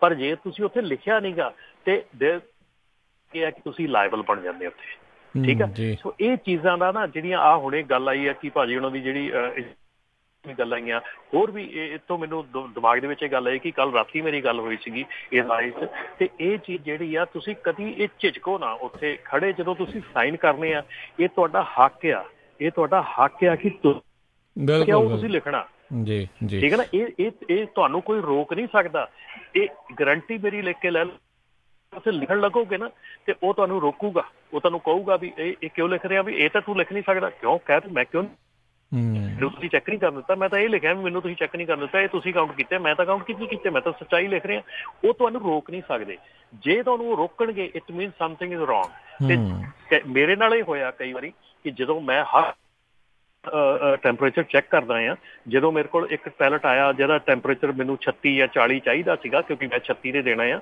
ਸੋ ਉਹਦਾ ਟੈਂਪਰੇਚਰ 60 ਸੀਗਾ ਮੈਂ ਉਹਨਾਂ ਦਾ ਪੈਲਟ ਰਿਜੈਕਟ ਕਰਤਾ ਮੈਂ ਕਿਹਾ ਮੈਂ ਪੈਲਟ ਨਹੀਂ ਲੈ ਕੇ ਜਾਣਾ ਕਹਿੰਦੇ ਕਿਉਂ ਮੈਂ ਕਿਹਾ ਇਹਦਾ ਟੈਂਪਰੇਚਰ 60 ਆ ਕਹਿੰਦੇ ਹਾਊ ਡੂ ਯੂ ਨੋ ਮੈਂ ਕਿਹਾ ਕਰ ਲਾ ਪੋਪ ਕਰ ਲਾ ਮੈਂ ਤਾਂ ਆਹ ਚੈੱਕ ਕਰ ਲਿਆ ਮੇਰਾ ਤਾਂ ਰੀਡਰ ਦੱਸਦਾ ਵੀ ਇੰਨਾ ਟੈਂਪਰੇਚਰ ਆ ਤੇ ਉਹਨੇ ਚੈੱਕ ਕੀਤਾ ਤੇ 60 ਨਿਕਲਿਆ ਤੇ ਉਹ ਪੈਲਟ ਵਾਪਸ ਲੈ ਗਏ ਮੈਂ ਕਿਹਾ ਮੈਂ ਪੈਲਟ ਨਹੀਂ ਲੈਣਾ ਤੁਹਾਡਾ ਠੀਕ ਹੈ ਨਾ ਉੱਥੇ ਅਸੀਂ ਝੱਕ ਜਾਂਦੇ ਹਾਂ ਡਰ ਜਾਂਦੇ ਹਾਂ ਕਿ ਲੈ ਯਾਰ ਸਾਡਾ ਲੋਡ ਰਿਜੈਕਟ ਹੋ ਜੂ ਇਹ ਹੋ ਜੂ ਪਰ ਇੰਨਾ ਚੇਤੇ ਰੱਖਿਓ ਵੀ ਜਿਹੜਾ ਰਿਸੀਵਰ ਆ ਨਾ ਉਹ ਤੁਹਾਨੂੰ ਛੱਤ ਪ੍ਰਣਾਮ ਕਰੂਗਾ ਵੀ ਭਾਈ ਤੂੰ ਮੇਰੇ ਲਈ ਕੰਮ ਕਰਦਾ ਉੱਥੇ ਮੇਰਾ ਕੰਮ ਕਰਕੇ ਆਇਆ ਉਹ ਤੁਹਾਨੂੰ ਬਹੁਤ ਲਾਈਕ ਕਰੂਗਾ ਔਰ ਇਹ ਚੀਜ਼ਾਂ ਜਿਹੜੀਆਂ ਨਾਰਮਲ ਨਿੱਕੀਆਂ ਚੀਜ਼ਾਂ ਆ ਜਿਨ੍ਹਾਂ ਦੇ ਕਰਕੇ ਅੱਜ ਕੱਲ੍ਹ ਸਾਡੇ ਕਲੇਮ ਜਿਹੜੇ ਆ ਇੰਨੇ ਵਧੇ ਹੋਏ ਆ ਔਰ ਜਦੋਂ ਭਾਜੀ ਗੱਲ ਫੇਰ ਮੁੜ ਕੇ ਆਉਂਦੀ ਇੰਸ਼ੋਰੈਂਸ ਤੇ ਕਿਉਂਕਿ ਅਸੀਂ ਕਈ ਵਾਰੀ ਗਲਤੀ ਸਾਡੀ ਹੁੰਦੀ ਵੀ ਨਹੀਂ ਤੇ ਕਲੇਮ ਫਿਰ ਬੰਦਾ ਖਿਜਿਆ ਕਹਿੰਦਾ ਚੱਲ ਕੋਈ ਗੱਲ ਨਹੀਂ ਇੰਸ਼ੋਰੈਂਸ ਨੇ ਕਲੇਮ ਪੇ ਕਰਤਾ ਮੇਰੇ ਤੇ ਕੁਝ ਨਹੀਂ ਹੋਇਆ ਪਰ ਅਗਲੇ ਸਾਲ ਤੁਹਾਡੀ ਆਪਣੀ ਇੰਸ਼ੋਰੈਂਸ ਵੱਧ ਜਾਣੀ ਉਸ ਕਲੇਮ ਕਰਕੇ ਠੀਕ ਹੈ ਨਾ ਤੁਹਾਨੂੰ ਫਰਕ ਪੈਂਦਾ ਚਾਹੇ ਤੁਹਾਡਾ ਉੱਥੇ ਕਲੇਮ ਪੇ ਕਰ ਵੀ ਦਿੱਤਾ ਸੋ ਇਹ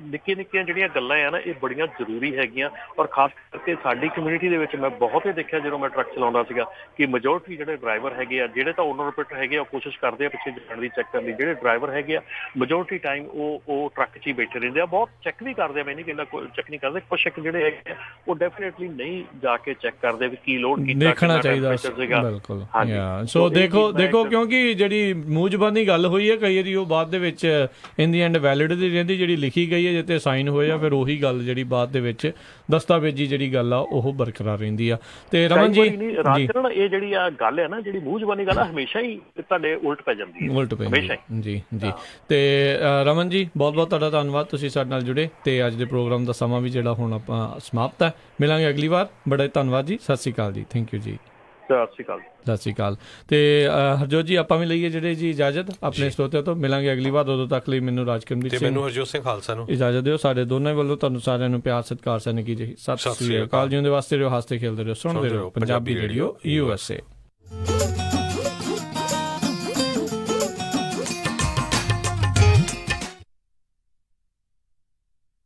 ਗੱਲ ਵੰਗ ਦੀ ਕਰਾਂ ਜਾਂ ਤੇਰੀ ਸੰਗ ਦੀ ਦੋਵੇਂ ਚੀਜ਼ਾਂ ਸੋਹਣੀਆਂ ਨਹੀਂ ਦੋਵੇਂ ਸਤਿ ਸ਼੍ਰੀ ਅਕਾਲ ਜੀ ਮੈਂ ਹਾਂ ਤੁਹਾਡਾ ਆਪਣਾ ਜੱਸੀ ਸੋਲ ਤੁਸੀਂ ਸੁਣ ਰਹੇ ਹੋ Punjabi radio USA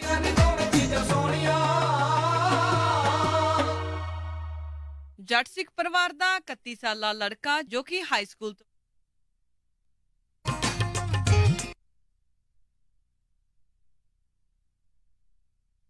FM station side ਵੈਂਡ ਵਾਲੇ ਸਟੇਸ਼ਨ